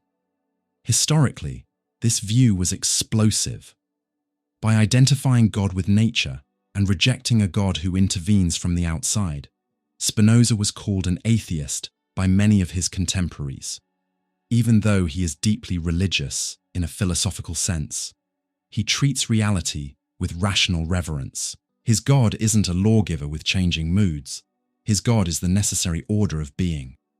That reshapes ideas like providence, miracles, and fate, and it also reshapes the place of nothing. There are no gaps waiting for magic to fill them. There is only being in its necessity. Today, this posture speaks to two things at once. First, science, the idea that events have causes, and that explanations that appeal to nothing are mental laziness. Second, emotional life. Understanding causes isn't only intellectual, it can be freeing. When you spot patterns, what makes you sad, what strengthens you, what manipulates you, what drags you, you stop living in the dark. And the dark is where emptiness feels absolute. But Spinoza doesn't promise a pain-free life. He promises a life with more clarity. For him, the highest joy isn't excitement, it's understanding. He calls it the intellectual love of God, a steady joy that comes when the mind understands the order of nature and aligns with it. It's not feeling like everything goes well, it's knowing things follow necessity and that you can find freedom inside that necessity through reason. At that level, nothing becomes impossible because everything is part of the same fabric. How does this touch the near future? We're moving toward a world where more and more decisions are shaped by complex systems, algorithms, networks, statistics, models. That can create an even stronger feeling of it happened out of nowhere because the causes become invisible. A recommendation changes your life, a trend shifts an election, a tool reshapes a market. Spinoza would be an uncomfortable guide here. He'd say, freedom depends on making causes visible, on understanding the structure that moves you. If you don't understand it, you become an effect, and you feel empty and powerless. If you do understand it, you regain power. At the same time, there's a risk, turning Spinoza into cold, lifeless determinism, as if life were only a machine. But Spinoza isn't a nihilist. He doesn't say nothing matters. He says everything matters as an expression of being. Life doesn't lose value because it is necessary. It gains a kind of dignity.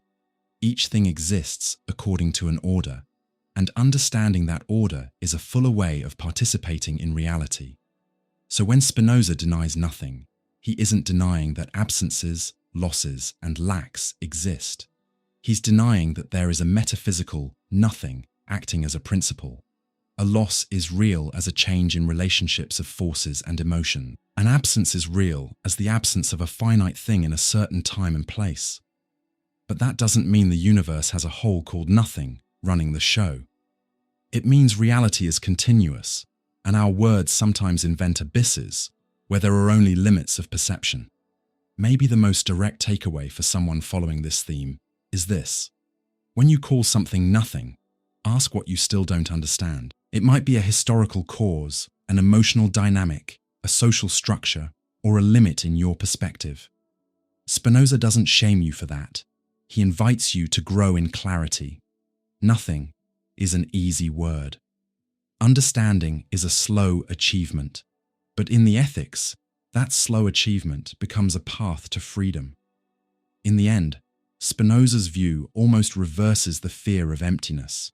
Reality isn't threatened by nothingness. Reality is the fullness of being expressing itself in endless form. Emptiness appears when the mind, trapped in imagination, can't see the web. When it learns to see, nothing retreats, and in its place comes something more demanding and more beautiful. The idea that you are inside one single, necessary reality, alive in its expressions. and that your freedom begins when you stop being thrown around by invisible causes and start understanding what moves you. There's a kind of emptiness that doesn't start inside your head. It starts when you look up, when the sky is clear, far from city lights, and you realize it isn't just a pretty ceiling, it's an abyss. In Pensée, Pascal describes that feeling as a direct, almost physical shock. The eternal silence of these infinite spaces frightens me.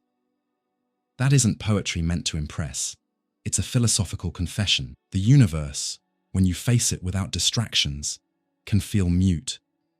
And that muteness hits human restlessness like a cold mirror. Pascal lived in a time when the world was suddenly growing in size. The scientific revolution was opening up the cosmos. The sky stopped being a perfect dome and became a vast, measurable, indifferent space.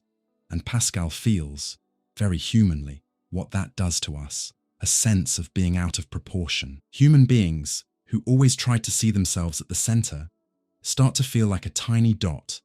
And when you feel tiny, two reactions compete. Either you numb yourself with pride, I still run things, or you face the painful question, what does it mean to exist in a universe that doesn't answer back? The silence of infinite spaces isn't only about astronomy, it's about meaning. It's about the universe not coming with subtitles. You can measure distances, predict orbits, understand physical laws, and still feel deep down that life hasn't been given its most basic answer. Why? Pascal names this gap with precision. Science can explain how the world works, but it doesn't guarantee meaning. And when explanation grows while meaning doesn't, an existential emptiness shows up. This is where Pascal nails human psychology. He sees that we can't stand looking at that emptiness for very long. That's why he talks about divertissement, often translated as entertainment or distraction, but not in a light, playful way. For Pascal, divertissement is anything that keeps you from facing the human condition. It can be parties, war, games, politics, overwork, gossip, obsession with status. His point is harsh. It's not that we distract ourselves because life is so joyful. Often we distract ourselves because the silence of the infinite is unbearable. And notice how current that feels. Today, distraction has become infrastructure. Technology doesn't just offer distractions. It organizes your day, so you almost never sit alone with your thoughts long enough to feel the weight of emptiness. Notifications, feeds, short videos, constant music, endless messages. That isn't evil, but it has an effect. The universe's silence gets buried under human noise. Pascal would say we built an entire world so we wouldn't have to hear the silence. But he doesn't say this to humiliate anyone. He uses it to reveal a paradox. The human being is both miserable and great. Miserable because we are fragile, small, vulnerable, mortal. Great because we can know we are small. Pascal calls us a thinking reed, physically weak but capable of awareness. And that awareness turns cosmic emptiness into an existential shock. An animal lives in the world without asking what the world means. We ask, and that question is both our wound and our dignity. Pascal isn't saying the universe is cruel. He's saying the universe by itself offers no comfort. It doesn't explain suffering. It doesn't guarantee justice. It doesn't promise love will be rewarded. It doesn't ensure good will win. It simply is. And that apparent indifference is what scares us. For Pascal, the fear isn't just fear of dying. It's fear of dying in a universe that seems not to care. That's why he says the human being lives between two infinities, the infinitely large and the infinitely small. If you look at the cosmos, you feel crushed. If you look at the microscopic, you get lost in structures inside structures. Either way, the mind realizes it isn't the measure of all things. And when the mind loses that feeling of being the measure, it becomes restless. Pascal's emptiness, then, is an experience of losing scale. The world is too big, and the human heart demands too much. Pascal doesn't stop at diagnosis.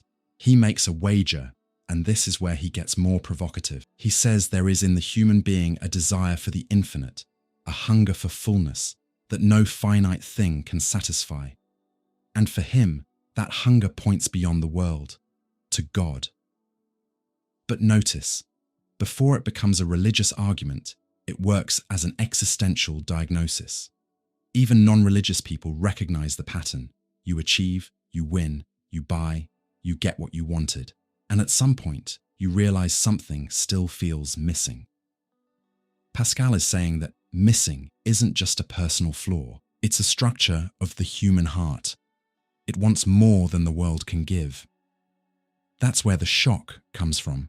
If the universe is silent and the heart is hungry, then life becomes a constant tension. You try to fill something that feels infinite with things that are finite. And that creates restlessness.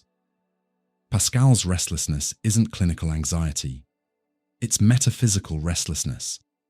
The feeling that life doesn't balance itself out on its own. That's why distraction is so tempting. It offers a quick answer, fast relief, without forcing you to face the abyss. Historically, this connects with the birth of the modern world.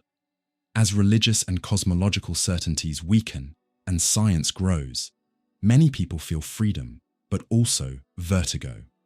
Pascal is one of the first to record that vertigo with real honesty. He doesn't reject reason. He was a mathematician and a scientist. But he reminds us that humans don't live on reason alone. We live on meaning, hope, love, and belonging. And when reason expands the cosmos without giving meaning, the soul is left exposed. In our time, this has intensified. The universe is bigger now than Pascal could have imagined. And at the same time, everyday life can feel more empty of meaning than he feared. We can access information as vast as the cosmos and still feel alone in a bedroom. We can see galaxies and still struggle to talk to someone about what we feel. That contrast is deeply Pascalian. External greatness, internal restlessness. And looking ahead, this theme will likely grow. As humanity advances in space exploration, artificial intelligence, and biotechnology, our sense of power will increase. But a quiet question may grow with it. So what? If I can do almost anything, why should I? If I can extend life, what is life for? If I can build virtual worlds, what counts as real? Cosmic emptiness can turn into purpose emptiness. The universe is huge, but meaning isn't built in, and no technology guarantees it. Pascal offers a tough reading. When we try to build meaning using only what we can control, we eventually lose. Because the meaning the human heart wants isn't just usefulness, it's foundation. That's why he talks so much about the heart. Not as blind emotion, but as a part of life that recognizes things reason alone can't capture. His famous idea that the heart has reasons that reason does not know points to this. There are human realities, trust, love, faith, hope, that aren't just calculations. So the question returns to the silence. Does the silence of the cosmos mean there is no answer? Or does it mean the answer is somewhere else? Pascal doesn't prove the answer like a theorem. He shows that when human beings try to stand alone in front of the infinite, we usually fall into two strategies: distraction, to forget, or pride, to pretend we're above it. And he thinks both fail. The silence comes back. Death comes back. The abyss comes back. The restlessness comes back. What makes Pascal so powerful is that he doesn't sugarcoat this. He speaks like someone who has felt fear from the inside, and yet he doesn't surrender to despair. He uses fear as a signal. If the silence terrifies you, maybe it's because you were made to hear something more than silence. If the infinite crushes you, maybe it's because your true measure isn't the universe, but what lies beyond it. Even if you reject his religious conclusion, you can still use the structure. The emptiness that hurts might be calling you toward a life that is more honest, less numbed. So Pascal's emptiness is the shock of realizing the universe doesn't revolve around you and that you still keep asking for meaning anyway. It's the shock of being small and conscious. It's the discomfort of realizing distraction doesn't heal. it only delays. And it's the courage to look at the sky and admit, it is beautiful, enormous, and silent. What you do with that silence is Pascal's big question. He won't let you run from it. And that may be why he still feels so current. Because no matter how much the world changes, the silence of the infinite still finds the human heart in the same place. Right in that restlessness that no amount of busyness can silence for very long. When you say I, it feels like you're pointing to something solid, central, and permanent. It seems obvious. There's an I behind your thoughts, emotions, and memories, some core that stays the same while everything else changes. David Hume steps in and asks an uncomfortable question in a treatise of human nature. Where is that self when you actually look for it? If you examine experience carefully, he says, you don't find a fixed entity. You find a flow. The self, at best, is a bundle of perceptions, a moving collection of sensations, ideas, memories, and feelings that never stops shifting. Hume is a radical empiricist. That means he treats experience as the starting point for any claim about the mind. And he applies that rule with cold honesty. If you want to claim there's a permanent self, you have to show where the idea of that self comes from. Does it come from an impression? Do you feel the self the way you feel heat, pain, sound, or color? Hume's answer is no. When you look inward, what you find is a specific perception. A thought right now, a memory right now, pleasure right now, anxiety right now. But a constant self, separate from those perceptions, doesn't show up as an impression. The way he argues feels like an investigation. He says, whenever I look more closely at what I call myself, I always run into some particular perception. Cold or heat, light or shadow, love or hate, pain or pleasure. I can never catch myself without a perception, and that's devastating for the idea of a stable subject as a substance. If the self was something steady, you should be able to find it the way you find anything that exists, through a matching impression. But what exists, for Hume, is only the theatre of perceptions, not an invisible actor who stays identical from start to finish.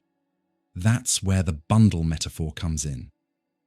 Picture a bunch of loose threads tied together. From far away, it looks like one thing. Up close, it's many threads. The self, for Hume, is like that bundle, a collection of perceptions connected by psychological relationships. And connected is the key word here. He's not saying the mind is total chaos. He's saying the unity we feel is an effect, not a substance. The mind feels like one because perceptions follow each other in regular ways, and because our imagination creates a sense of continuity. So how does that continuity get built? Hume points to very human mechanisms: memory, resemblance, and causation. Memory links past moments to present ones. Resemblance helps you recognize patterns. I'm the same kind of person. And causation, or more precisely, our belief in causation, makes you feel that certain mental states reliably lead to others. When people push my buttons, I get irritated. These links create the feeling of a continuous story. But that's not the same as proving there's a fixed self behind the story. Personal identity, then, becomes a kind of editing job. The mind takes separate scenes and turns them into a movie, and the movie seems to have a stable main character. But the main character is a narrative effect produced by the sequence, not a detectable metaphysical substance. That's why this theory empties out identity. It takes the self off the throne as a permanent core and treats the self as a process. This can hit emotionally right away. If there's no fixed self, then what am I? Hume doesn't offer a comforting answer like, you have an eternal soul. He offers a blunt one. You are a stream of experiences, and the idea of permanence is a useful construction. That can be scary because it challenges your sense of control. But it can also be relieving because it shows you're not a rigid rock, you're change, and change is part of what you are. In everyday life, this is easy to see. Think about how much you change over a few years, What defined you at 10 can feel strange at 16. What used to embarrass you can become something you're proud of. What felt like me can become, I used to be like that. Ordinary experience already shows a self in motion. The difference is that we usually save the story by saying, I changed, but I'm still me. Hume asks, what does still me mean beyond a psychological connection between phases? For him, being the same is a convention of the mind and society, not a provable, invisible substance. Historically, this is an earthquake. Classical and medieval philosophy often treated the self as a soul substance, something that remains identical, supporting changes like an unmoving foundation. Hume cuts through that tradition with an empiricist blade, and when he doesn't just challenge the metaphysics of the self, he also shakes how we think about responsibility, morality, and even religion. If the self is a bundle, what happens to ideas like merit, guilt, destiny? Hume doesn't throw ethics away, but he shifts the foundation. Morality becomes grounded more in feelings, habits, and human relationships than in an unchanging essence. Today, his view resonates in a huge way. We live in a world where identity has become a stage. Profiles, avatars, edited versions of yourself. You can be multiple things at once. Student in one place, influencer in another, child at home, friend in a group, stranger in the comments. That doesn't prove Hume, but it makes his claim feel intuitive. Maybe the fixed self is less a thing and more a stitching together. What you call me might be the sum of roles and mental states that shift with context. There's also a more sensitive angle. This emptying out of the self can sound like the emotional emptiness people talk about today. A lot of people feel like they don't know who they are. Hume would frame it differently.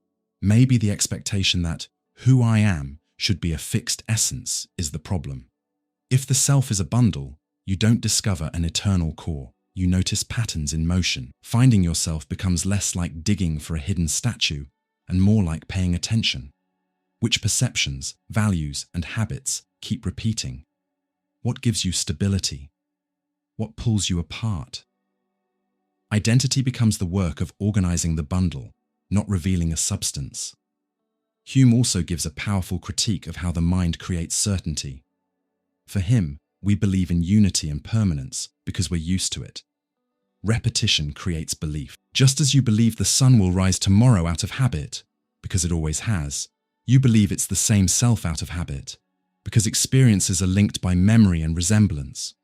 But habit isn't logical proof, and that matters because it shows how the feeling of me can be strong without being demonstrable as an independent entity. This also connects to the future. As neuroscience, mood modulation, and immersive experiences keep advancing, the flexibility of the self may become even more obvious. If you can alter memory, create convincing virtual experiences, modulate emotions, train responses, then the self looks even more like a set of changeable states. In a way, Hume anticipates that. The self is what happens in the sequence of perceptions. Change the perceptions, and you change the self. That can be frightening because it suggests vulnerability, but also freeing because it suggests real possibility for transformation. But we should be careful. Hume isn't saying you're a mess with no continuity at all. He's saying continuity is psychological, not substantial. It's real as experience, but not as a thing behind it. And that distinction matters because it preserves what we need for daily life. I can be held responsible. I can make promises. I can have character. Not because there's a metaphysical atom called me, but because there are stable connections of memory, habit, and emotional tendencies that create a lifeline. In other words, the self is constructed, but it isn't random. It has structure. What makes the bundle theory so powerful is that it exposes a hidden vulnerability. Our identity depends on memory continuity and the coherence of perceptions. When those fail, in certain traumas, illnesses, or extreme states, the self can seem to break apart. Hume doesn't treat that as spectacle. He treats it as evidence. If the self were an unchanging substance, those ruptures shouldn't matter so much. But they do. Experience suggests the unity of the self is a fragile effect, held together by mental connections. Philosophically, that leads to a provocative thought. Maybe the emptiness isn't outside us. Maybe it's inside the very idea of a fixed center that the mind wants, but can't actually find. Hume doesn't present this as despair. He presents it as realism. This is how the human mind works, and understanding it is better than living on illusion. If you want to boil Hume down, it's this. When you look for the self as a thing, you find only moments. The self isn't a rock, it's a river. The feeling of being the same person is a bridge built by memory and habit. And the emptiness here is the loss of a comforting belief. The belief that there's an unchanging core holding everything together. Hume trades that belief for something more dynamic. You are a bundle. And the human challenge isn't to uncover a hidden essence, but to organize the flow, recognize patterns, and build enough continuity to live with clarity and responsibility inside a mind that, by nature, never stops changing. Imagine your mind is like a pair of glasses you can never take off. You look at the world, at yourself, at the sky, at the past and the future, but everything you see has already been filtered through those lenses. In Critique of Pure Reason, Kant starts from that idea. Maybe philosophy's biggest mistake is assuming reason sees things as they are in themselves, when in fact, it can only know things as they appear to us. And that's where a very specific kind of emptiness shows up. The emptiness of the noumenon. Not as a hole in the world, but as the boundary where reason reaches its limit and can't cross. Kant calls phenomena what can be known, the world as it appears in experience, shaped by the forms and rules of our mind. And he calls noumenon, the thing in itself, what exists independently of how we perceive, but cannot be known as an object of experience. This distinction isn't a quirky idea. It's Kant's answer to an intellectual crisis in his time. On one side, rationalists thought reason could discover truths about the world just by thinking. On the other, empiricists showed that many rational certainties were basically castles in the air. Kant steps in and says, reason is powerful, but it isn't unlimited. It works under conditions. His decisive move is to flip the question. Instead of asking, what is the world? He asks, how is it possible to know the world? What makes experience and science possible in the first place? And that's where his famous idea appears. We don't receive the world like a neutral photograph. We receive it already shaped by structures in our own mind. Two of those structures are fundamental: space and time. For Kant, space and time aren't things out there like objects. They're the way our senses organize any experience. You can't perceive something outside space and time because human perception is built inside those frames. On top of that, the mind doesn't just receive data, it organizes it. Kant says our understanding works with categories like causality, substance, unity, plurality, mental rules that make experience intelligible. For example, when you see a glass fall and shatter, you don't just see images, you understand it as an event connected by causes and effects. This isn't optional. The human mind naturally stitches events together in this structured way. That's why science is possible. The world of phenomena behaves in a regular way that can be investigated. But that same structure creates a border, because if space, time, and the categories are conditions for knowing, then everything you know appears within those conditions. And what's outside them, the thing in itself, can't be accessed as knowledge. This is Kant's huge philosophical move. He doesn't say the noumenon doesn't exist. He says we can't know it the way we know phenomena. When reason tries to cross that border, it starts producing illusions. Kant shows this by pointing out how reason collapses into contradictions when it tries to talk about the absolute as if it were an object. He calls these contradictions antinomies, classic examples. Did the world have a beginning in time, or is it eternal? Is the universe finite or infinite? Is there real freedom, or is everything determined? Is there an absolutely necessary being, God, or not. Kant shows that reason can build convincing arguments for both sides, and that's a sign it's being used beyond its legitimate territory. The problem isn't a lack of intelligence, it's overconfidence in the tool. So the emptiness of the noumenal isn't a sad emptiness like nothing matters. It's a structural emptiness. There are questions reason can ask, but cannot answer as knowledge. It hits an invisible wall. And Kant's big lesson is that recognizing the wall doesn't weaken reason, it strengthens it. Because without limits, reason turns into metaphysical hallucination. It invents answers and calls them truth. Historically, this was a turning point. Kant reorganizes the entire debate in modern philosophy. He saves science by showing why it's possible in the world of phenomena, and, at the same time, puts brakes on certain metaphysical claims by showing where science and reason can't reach. It's like he's saying, in the territory of experience, reason rules. Outside it, reason needs humility. That speaks directly to our time. Today, it's easy to confuse explaining with fully finishing the story. Science explains mechanisms with incredible precision, and that's amazing. But Kant would remind us, scientific explanation operates within the realm of phenomena. It doesn't automatically answer questions of ultimate meaning, value, duty, or purpose. When someone tries to turn science into the final answer to everything, they often make the mistake Kant calls overstepping, using an excellent tool outside its domain. On the other hand, Kant also criticizes the opposite move, filling the unknown with easy certainty.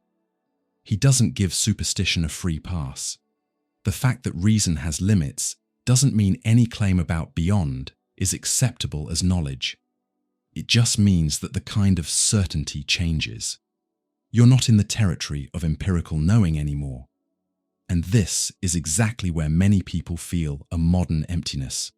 If I can't know the absolute, then I have no ground. Kant would answer, you only lose your ground if you try to make knowledge the only way to relate to reality.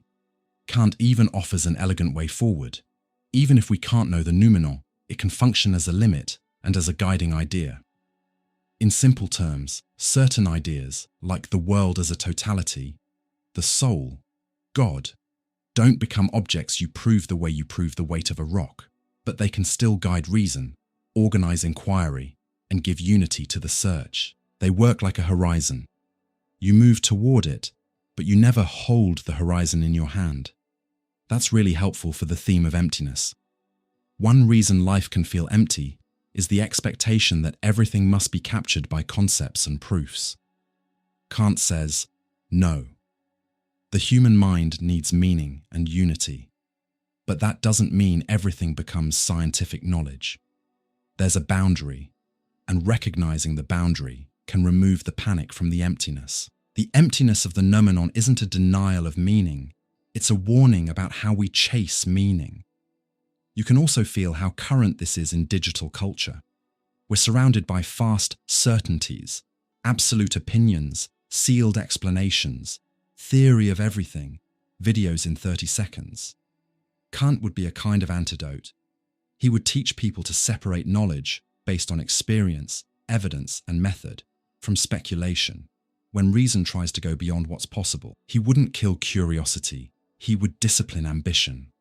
And looking ahead, this lesson may become even more urgent.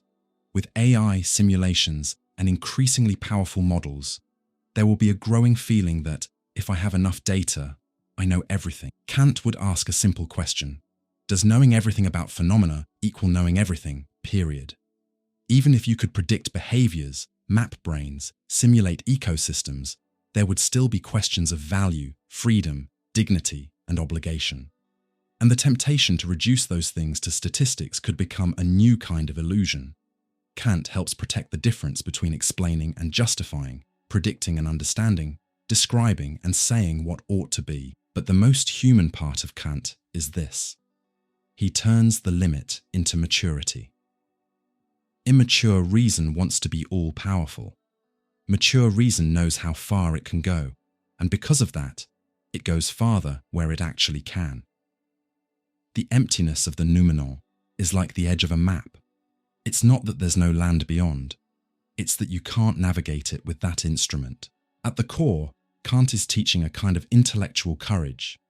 The courage to admit the mind isn't a transparent window into the absolute. The courage to accept that our certainties come with conditions. And the courage not to abandon thinking just because it hits borders. The limit isn't defeat, it's direction. So when we talk about emptiness in Kant, we're not talking directly about emotional emptiness like in Schopenhauer or Pascal. We're talking about an epistemological emptiness, a space where knowledge can't enter, and where reason, if it insists, gets tangled in contradictions. That emptiness is a reminder of humility, and paradoxically, an invitation to freedom. You stop wasting energy trying to prove what can't be proven, and you use reason where it truly shines. If you boil down Kant's lesson, it's this. There's a world we can know, phenomena, and an in itself we can't turn into an object of science, noumenon. Reason has boundaries, and when it hits them, it learns something about itself. The emptiness isn't the end of philosophy, it's the edge that keeps philosophy from turning into illusion, and at the same time, the edge that makes room for other parts of human life that don't fit inside a lab. Meaning, ethics, freedom, responsibility. Kant doesn't erase mystery, he puts mystery in the right place. And by doing that, he gives reason its real greatness back, knowing a lot without pretending to know everything. When Hegel opens The Science of Logic, he does something that looks simple, but it's a trap for rushed thinking. He chooses the most obvious concept possible, being, and shows that if you take it seriously, it falls apart in your hands. Why? Because Hegel doesn't want to talk about the being of this or that thing. He wants pure being, with no features at all. But being with no features isn't a rich kind of being. It's an empty one. And an empty being is so undefined that you can't tell it apart from nothing. Here's the key point. Pure being, thought without any determination, has no color, form, boundary, weight, duration, or difference. It's just is. But an is that isn't anything specific can't be pointed to, separated, or recognized. It becomes like a blank white screen in thought. And when thought reaches that blankness, it notices something uncomfortable. It's indistinguishable from pure nothing, which is also total absence of determination. Pure nothing isn't empty of something, it's emptiness with no reference point. Result, pure being and pure nothing coincide. Not because they're the same word, but because, as totally indeterminate concepts, they provide no content that lets you distinguish one from the other. This collapse isn't a mistake. It's the engine of Hegel's logic. Hegel is showing that at the most abstract level, trying to fix being as something static fails, and trying to fix nothing as something static also fails. Thought moves because concepts contain tension inside themselves. If being and nothing, taken separately, cancel out into indeterminacy, then their truth isn't in staying frozen in one of them. It's in the movement that connects them. And that movement has a name. Becoming. Becoming, Worden, is the concept born from the passage from being to nothing, and from nothing to being. It's not a mix in the sense of confusion, and it's not a comforting middle ground. It's a process. Pure being, because it has no determination, slips into nothing. And pure nothing, because it's equally indeterminate, slips into being. So what's true at the start is this. Being is always coming to be, and ceasing to be. For Hegel, the beginning isn't a block, it's an original flow. If this feels too abstract, it's because Hegel really does want to start at the most abstract level possible. But he has a goal, to dismantle the temptation to think philosophy must choose between two extremes. Either everything is being, or everything is nothing, as if these were fixed options. Hegel says, taken as pure extremes, they're empty. Reality doesn't stand on frozen extremes. Reality is determinate movement. Becoming is the first concrete truth of thought because it introduces an inner difference. We're no longer stuck in the white blank of pure being or the dark blank of pure nothing. we're in the transition. This beginning has strategic value. A lot of people, when faced with existential emptiness, fall into one of those extremes. They either cling to a rigid, absolute being as if it could guarantee final meaning, or they collapse into total nothing, as if everything were absence and pointless. Hegel isn't doing psychology here, but his logic offers an indirect lesson. The absolute isn't a motionless object, and nothingness isn't a motionless end. Truth isn't in freezing, it's in the dynamic. Thought matures when it accepts that reality is historical and process-based, not a metaphysical snapshot. After Hegel establishes becoming, he shows that becoming can't remain just passing. If everything were only turning into and turning away, the mind would still be stuck in motion without shape. So becoming settles into something more determinate. Being there, Dasein, that is, being with a quality, being with a limit, being defined. And here comes an important point. For Hegel, to determine is to negate. In other words, for something to be this, it must not be that. A limit isn't just a lack, it's the condition of identity. You only have something because there's a no built into the yes. Negation enters the heart of being. See how this connects to the theme of emptiness? In Hegel, nothingness isn't just absence. Nothingness is part of the structure that makes determination possible. Without negation, there's no difference. Without difference, there's no form. Without form, there's no concrete reality. So nothingness stops being the enemy and becomes a moment of the real. That doesn't mean everything is nothing in a nihilistic sense. It means reality includes negation as a driving force of formation. Emptiness here is a component of the process, not a final destination. Historically, this view matters because it reorganizes how modernity thinks about change. Earlier, it was common to imagine change as an accident that happens to things that, deep down, would rather stay the same. In Hegel, change isn't an accident, it's the essence of the real. Reality is historical because it produces itself through conflicts, negations, and transformations. That helps explain why the 19th and 20th centuries drank so deeply from Hegel. He offers a grammar for interpreting revolutions, crises, social transformations, and cultural ruptures. The world didn't lose stability. The world has always been structured movement. You can feel that Hegelian vibe today, even outside philosophy. When society goes through a major transition, new technology, political polarization, the collapse of old certainties, new forms of work and identity, people often describe it as everything turned into nothing. What felt solid seems to melt. Hegel would say, that's a moment of becoming. The nothing you feel may be the dissolution of an old form that can't hold the new reality anymore. And at the same time, that dissolution isn't pure emptiness. It's the space where new determinations are forming. The same applies to the likely future. As change accelerates, AI, automated economies, climate instability, geopolitical shifts, the sense of instability will probably grow. Hegel offers a lens. Instability isn't only chaos. It can be a transition phase where one historical form is being negated and another is being formed. But this lens isn't optimistic out of naivety. It's demanding. Becoming can produce freedom, or it can produce new forms of domination. Movement isn't automatically good. What Hegel insists is that movement is unavoidable. And so thinking well means tracking the mediations, contradictions, and developments instead of longing for an impossible return to the pure being of an imagined stability. Back to the beginning. Why does Hegel start with being and nothing?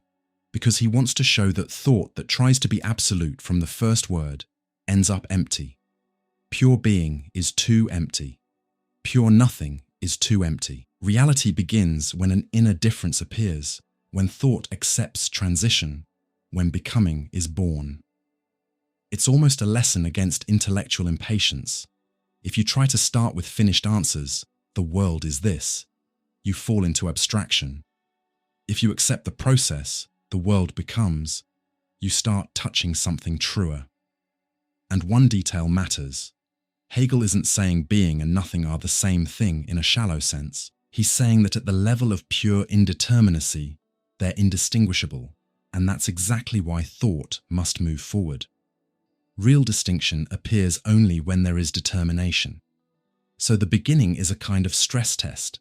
Empty concepts collapse, living concepts develop.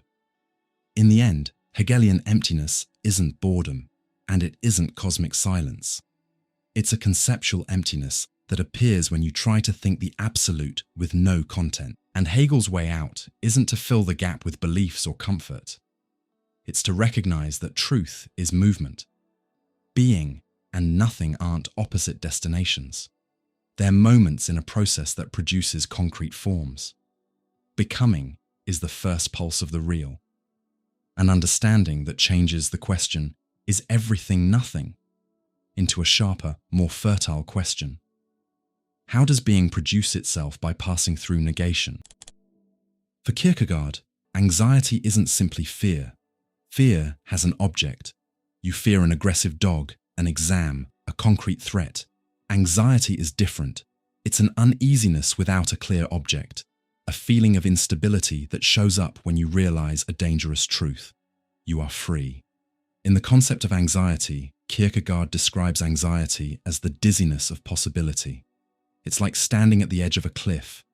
It's not just the fear of falling, it's also the feeling that you could jump. The empty space shows up right there, when freedom opens a huge space, and that space feels too big to fit inside you. That image of dizziness is perfect, because it shows two things at once. First, anxiety isn't only an outside threat. It comes from within, from your own ability to choose.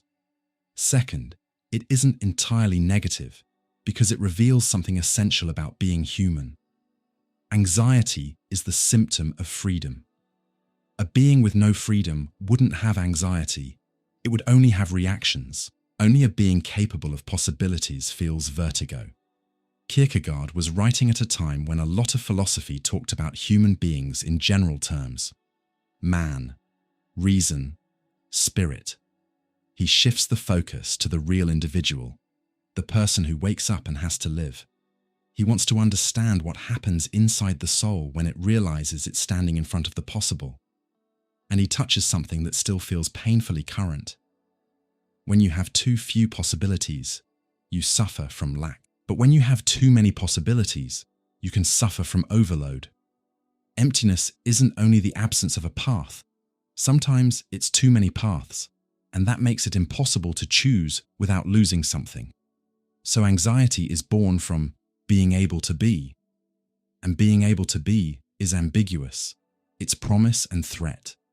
Promise, because it means you aren't doomed to stay the same forever. You can change, create, become. Threat, because it means you can mess up, destroy yourself, waste your life, choose the worst option. Freedom isn't just doing whatever you want. Freedom is carrying the weight that your future depends on your decision. That's why Kierkegaard says anxiety isn't just a psychological flaw. It's an existential category, something built into the human way of existing. When freedom opens up, a person sees the abyss of possibilities and feels a shock. I can be. That sounds simple, but it explodes in the mind. I can includes I can fail. It includes I can lose myself. It includes I can be different from what people expect. It includes I can disappoint. It includes I can choose and not be able to undo it. The emptiness appears as the space between what you are right now and what you could become, and that space is huge. Kierkegaard uses the story of Adam as an image to think through this. Even without going deep into theology, the structure is philosophical. Before choosing, Adam stands in front of a forbidden possibility. He doesn't fully understand it, but he realizes he can. That possibility opens anxiety. It's like freedom shows up as a door in the middle of the garden. Temptation in this reading isn't only wanting evil, it's encountering the possibility of crossing a line. The forbidden makes freedom real, and when freedom reveals itself, it produces vertigo. The most important thing is that Kierkegaard doesn't call anxiety cowardice. He treats it with respect. Anxiety is a sign that you're awake to existence, but at the same time, it's dangerous. People often try to escape it in two common ways. One is escape into distraction, filling the emptiness with noise so you don't have to face real choices. The other is escape into rigidity, grabbing a ready-made identity, an imposed script, an automatic life, so you don't feel the dizziness of possibility. In both cases, you reduce freedom to reduce anxiety. You might look better on the outside, but you become poorer on the inside. If this sounds modern, it's because it is. Our age is a factory of possibilities. Career choices, lifestyles, beliefs, relationships, identities, life paths. In theory, that's liberating. In practice, it can be paralyzing. Too many options create a kind of emptiness. You don't know where to let your heart land. Each choice feels small and at the same time, final. And because everything seems reversible, if it doesn't work, just switch. People get stuck in postponement. They stay in the possible so they don't have to face the real. But living in the possible for too long hurts too, because infinite possibility never becomes an actual life. Kierkegaard would say there's a difference between possibility and reality. Possibility is light. Reality has weight. Possibility gives you the feeling you could be anything, but reality demands that you be something. Emptiness shows up when you live trapped in possibility without turning choices into a lived form. It's the emptiness of a life that could be but isn't, and this can happen quietly. Years go by, you collect plans, but you avoid the commitment that turns a plan into a path. Another central point. Kierkegaard ties anxiety to individuality. No one can choose for you. You can get advice, influence, pressure, but in the decisive moment, you are alone in front of the possible. That isn't sentimental isolation, it's structure. Even if you have a community, your existence is yours. And that loneliness of deciding is part of anxiety. The emptiness appears as an inner space where no voice can replace your responsibility. Historically, this analysis shows up as a reaction against very systematic philosophies that tried to explain everything in universal terms. Kierkegaard wants to rescue the concrete experience of the individual. He sees the danger of living as a function of what the system says. And he notices that many people use big ideas to avoid the most frightening task, becoming a self. Anxiety becomes an alarm. If you feel vertigo, maybe it's because you're facing the task of becoming someone and you're trying to escape. So what's the positive role of anxiety? Kierkegaard is direct. It can be an educator. Anxiety reveals freedom and can push a person toward a more authentic choice. The goal isn't to cure anxiety as if it's always a sickness. Often, it's a sign of growth. You're moving from an automatic life to an owned life. The problem is when a person relates to anxiety in the wrong way, when they deny freedom, or when they surrender to anxiety as a destiny instead of passing through it. This becomes very clear in typical moments. Choosing a profession, ending or continuing a relationship, pursuing a dream, dropping a mask, telling the truth, moving to a new city, accepting a calling. These situations look different, but they share the same structure. A self facing a possibility that changes everything. The dizziness is the awareness that there is no total guarantee. You can't fully predict the outcome. You have to choose without having complete certainty. And that's anxiety-inducing, because human beings love guarantees. From there, Kierkegaard offers a useful distinction. There's an anxiety that opens you up, and an anxiety that closes you down. The one that opens you up makes you feel the seriousness of life and calls you to take responsibility. The one that closes you down paralyzes you and pushes you toward escape. Emptiness appears in both, but with different meanings. In the first case, emptiness is a birth space. You aren't yet, but you can become. In the second case, emptiness is freezing. You don't choose, and so you don't become. Looking toward the future, this gets even more relevant. The more society offers flexible paths, shifting identities, and instant choices, the greater the dizziness can become. And with AI and automation, many decisions may start to feel optimizable. Algorithms suggest, recommend, calculate. But Kierkegaard would remind us, the most important choice isn't the most efficient one. It's the one that forms yourself. And no system can do that for you, because the core of choice is existential, not just informational.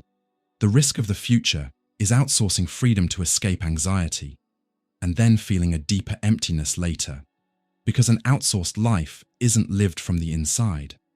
So for Kierkegaard, emptiness isn't simply life has no meaning. It's the space opened by freedom, the gap between what you are and what you could be. It's the abyss of possibility. Anxiety is the dizziness in front of that abyss. It's frightening because it reveals your life isn't finished, but it's also precious because it reveals your life is in your hands. In the end, his message is demanding and deeply human.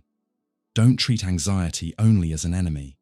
Ask what it's revealing about your freedom. What you call emptiness might actually be the space where you need to choose. Not just any choice, but a choice that makes you more yourself.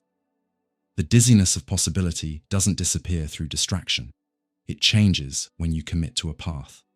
And for Kierkegaard, committing to a path is the act of courage that turns emptiness from a hole into a passage, from possibility to reality, from indecision to commitment, from I could to I am. For Heidegger, nothing isn't a mysterious thing hiding behind the world.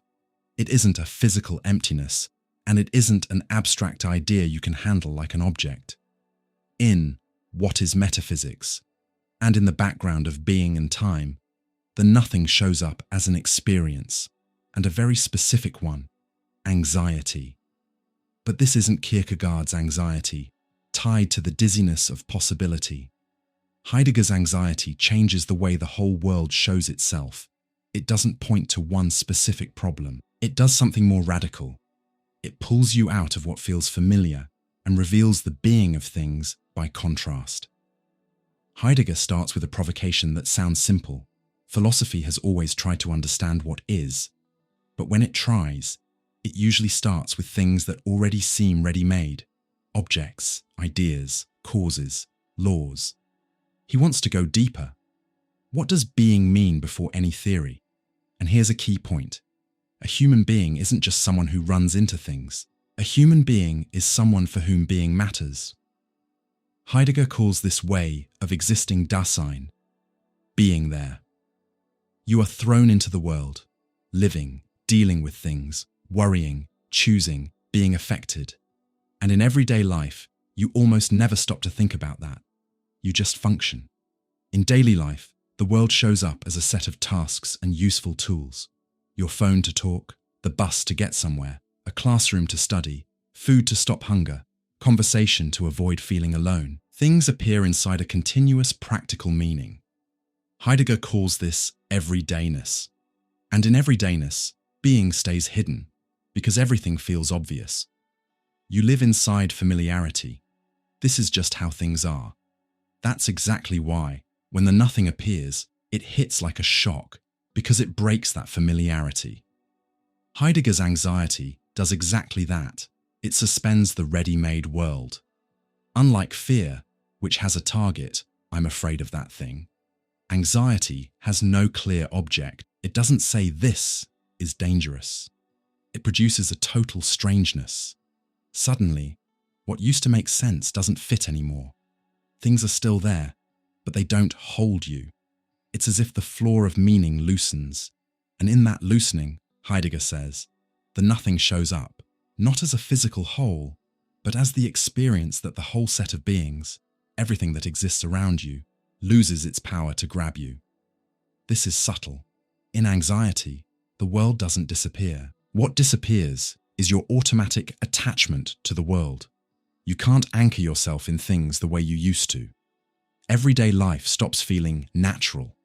And this is where Heidegger uses that famous strange line, the nothing nothings. It sounds weird, but he's trying to say something precise. The nothing isn't an object.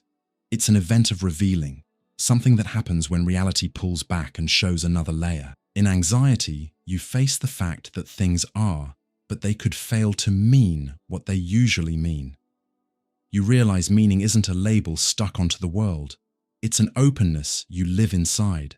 And when that openness shakes, you feel emptiness. But for Heidegger, that emptiness isn't simply a lack, it's a revelation. Because once the support of the familiar slips, you notice something that was hidden before.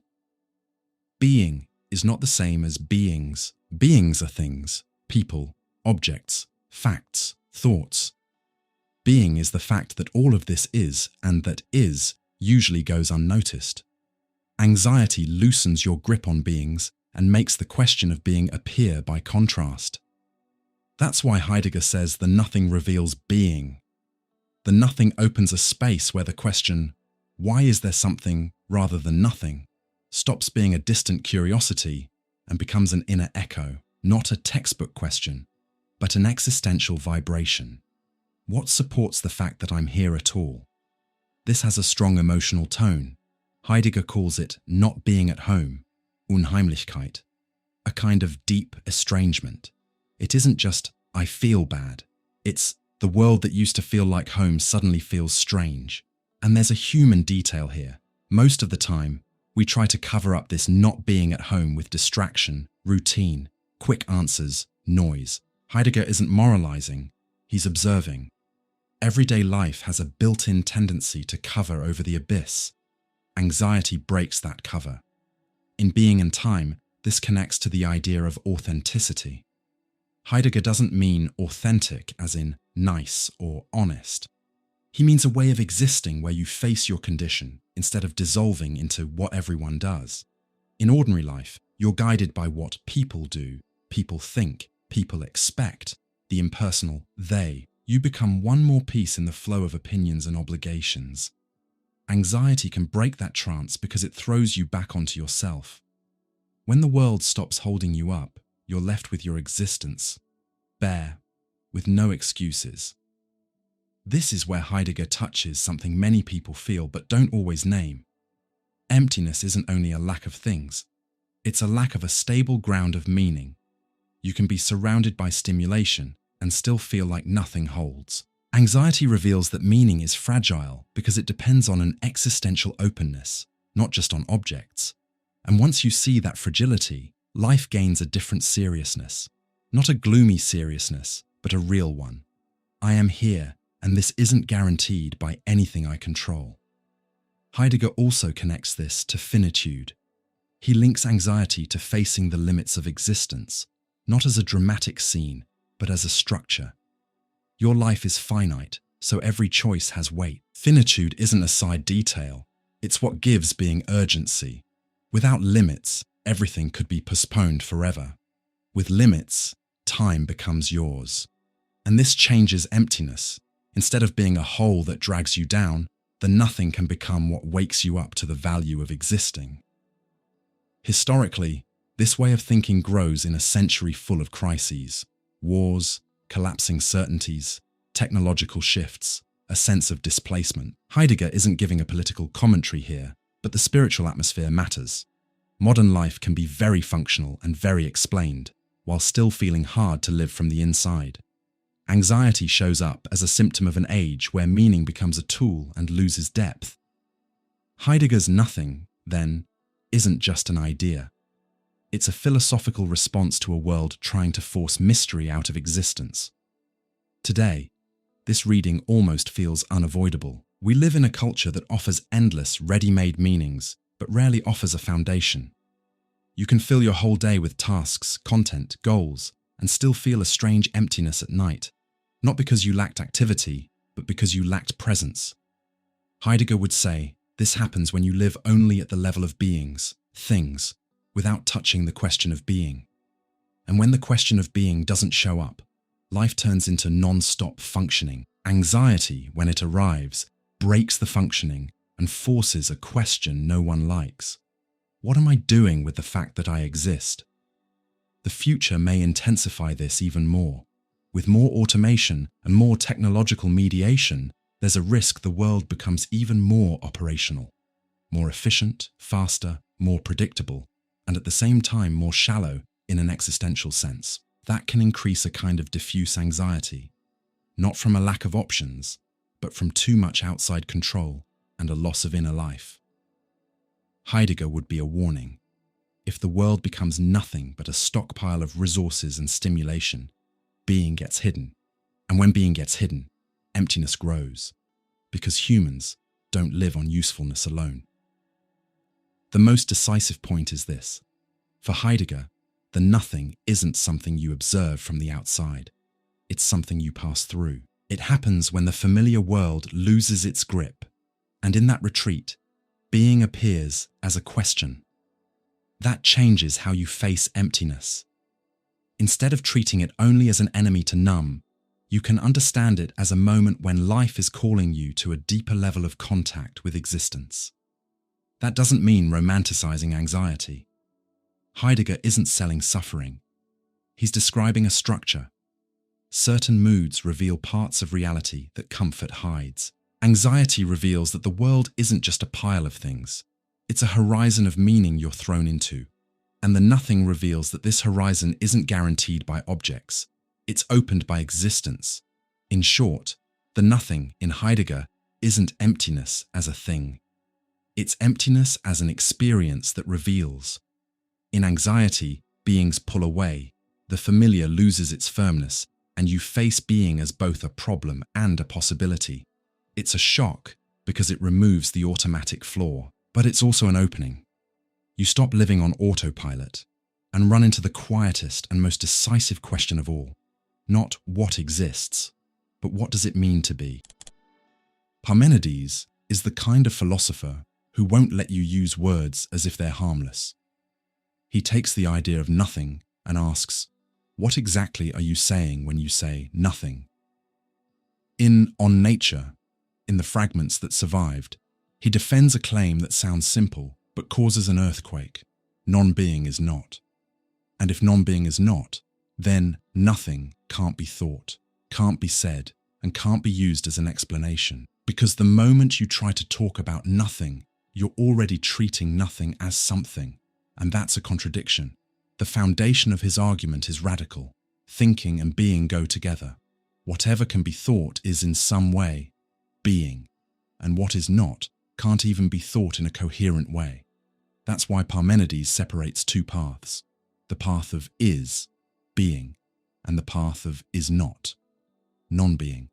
He says only the first path is legitimate, because the second one collapses. Trying to think what is not is trying to think the unthinkable. It can sound like a logical game, but it goes deeper. Parmenides is attacking a common way people explain the world. When we say it came from nothing, or it turned into nothing, we use nothing as if it were a place of origin or a final destination. Parmenides says, you can't do that. If something comes to be, it has to come from being, because nothing can come from non-being. And if something disappears, it can't turn into absolute non-being, because non-being isn't a possible state. So what truly is cannot be born from nothing, and it cannot dissolve into nothing. The consequences are explosive, change and coming into being. The way we talk about them in everyday life becomes suspicious. Parmenides isn't saying you don't see change. He's saying that if you think with full rigor, change would mean that something that was not becomes, or something that was becomes not. And that requires non-being, but non-being is impossible. So the very concept of change goes into crisis. That's where the picture of Parmenidean being comes from. One, continuous, with no gaps, no beginning, no end. Unmoving, complete. He insists being can't have holes, because a hole would be non-being. It can't be divided by nothing, because nothing doesn't exist. And it can't have begun at some point, because before it, there would have been non-being, which is impossible. In this view, being is like a total reality with no cracks.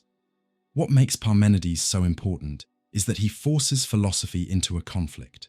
Either you accept the world as experience presents it, change, diversity, motion, or you accept the logical demand that non-being cannot be thought. The impact was so strong that almost all later philosophy can be read as a response to the Parmenidean challenge. The atomists, for example, tried to save motion by introducing the void as something real. Aristotle tries to keep motion intelligible while rejecting an absolute vacuum. Plato tries to deal with being and appearance. In one way or another, they're all wrestling with Parmenides, but stay with the core claim. Why does talking about nothing already assume something? Because language and thought work through reference. When you say this, you point to some content. When you say nothing, you try to point to total absence. But the act of pointing already treats that absence as content. It's like trying to draw a square circle. The phrase can exist as sound or writing, but the concept destroys itself. Parmenides wants you to see exactly that. Nothing is a word that seems to mean something, but it can't hold meaning without contradicting itself. That leads to a very current lesson. A lot of debates get messy because we use words without checking whether they're coherent. Nothing is a classic example. In everyday speech, nothing usually means nothing I noticed, nothing important, nothing like what I expected, nothing relevant. That's relative nothing, and it makes sense. Parmenides isn't attacking that common use. His target is absolute nothing, total non-being, used as if it were real. That absolute nothing, he says, can't be thought. This also changes how we talk about existential emptiness. When someone says, "My life is nothing," they usually mean, "I'm not finding meaning," or "I don't see value," or "I feel disconnected." That's a real human experience. Parmenides wouldn't deny the experience, but he would stop a confused leap, turning a feeling of lack into an ontological claim like, "Nothing exists." For him, being is unavoidable. Whatever exists is always being, even if it's pain, confusion, or a lack of meaning. Emptiness doesn't become non-being. It's a way being is lived. Historically, Parmenides marks the moment Greek philosophy starts demanding real rigor. Before him, many thinkers described nature through images, water, fire, air, trying to find a first principle. Parmenides introduces a logical rule. It's not enough to tell a nice story about the world. The story has to be consistent. And consistency here means, don't use non-being as an explanatory tool. It's as if he's saying, choose. Either you talk about being, or you fall into contradiction. That rigor has a cost. It can feel like he erases the world of change. But that's exactly what gives his challenge value. He forces later philosophers to create more sophisticated solutions. Western philosophy gained depth because Parmenides asked a question nobody could ignore. How can you think change without falling into non-being? Even when people disagree on the answer, the question stays. Today, the same problem returns in new clothing. In debates about the origin of the universe, for example, people casually say, "The universe came from nothing." Parmenides would raise an eyebrow. What kind of nothing? If you mean absolute nothing, he would say the sentence doesn't make sense. If you mean a physical vacuum with laws and possibilities, then it isn't nothing, it's something. That distinction avoids confusion. Modern language loves to call nothing what is really just something very different from what your intuition imagines. Parmenides demands precision, and looking toward the future, that demand matters even more. As scientific and technological explanations get more complex, the temptation grows to use old words loosely. Nothing, void, energy, consciousness. Parmenides would be an annoying guardian. He'd remind you that some words, used carelessly, sound like explanations but actually hide contradictions. Philosophy, then, isn't a luxury, it's a filter against self-deception. There's also a literary side to On Nature. Parmenides describes a journey and a meeting with a goddess who reveals two paths: the path of truth, being, and the path of opinion, appearance. That shows he understands the difference between what seems and what is. The world of appearance is the world of many things: birth, death, motion, the world we see. The world of truth for him is one unchanging being, accessible through reason. Even if you reject his conclusion, the move is powerful. He separates seeing from understanding. Not everything that shows up on the surface can be treated as the final foundation. And this connects directly to the theme of emptiness. A lot of the time, emptiness is an appearance, a feeling of lack, and we turn it into a metaphysical conclusion. So everything is nothing. Parmenides cuts that move with a logical blade. For him, everything is nothing is impossible, because to say it, you must use is, and is already affirms being. The very act of speaking confirms being. You can feel empty, but you can't turn emptiness into absolute non-being without contradicting yourself. So Parmenides' big provocation is, absolute nothing is unthinkable. You can say the word, but you can't hold it as a coherent concept. And once you see that, you start using nothing more responsibly. You realize many dramatic statements, I'm nothing, there's nothing, everything became nothing, express real human states, but they don't describe the structure of reality. They describe a relationship to meaning, not the ontology of the world. In the end, Parmenides isn't trying to be pessimistic or optimistic. He's trying to be strict. He wants to show that being can't be removed from thought, because thinking already happens inside being. And that changes the video's question. Instead of, is everything nothing, Parmenides forces a sharper question. When you say nothing, do you mean relative absence or absolute non-being? If you mean absolute non-being, his answer is immediate. It can't be thought. Non-being is not. And ironically, that conclusion can feel like a philosophical relief. Even when everything feels empty, you are still in being, and it's from that being that any rebuilding of meaning can begin. If you made it this far, thank you so much for coming with me on this journey through emptiness. From physical emptiness to nothing, as the limit of reason. From boredom to the silence of the cosmos. From anxiety to the most basic question of all. What does it mean to be? Philosophy isn't here to leave us more confused. It's here to make us more clear-headed. And sometimes, clarity starts exactly when we face what we've been trying to avoid. Now, I want to hear from you. Which thinker gave you the biggest click today? Schopenhauer, Pascal, Kant, Heidegger, or someone else?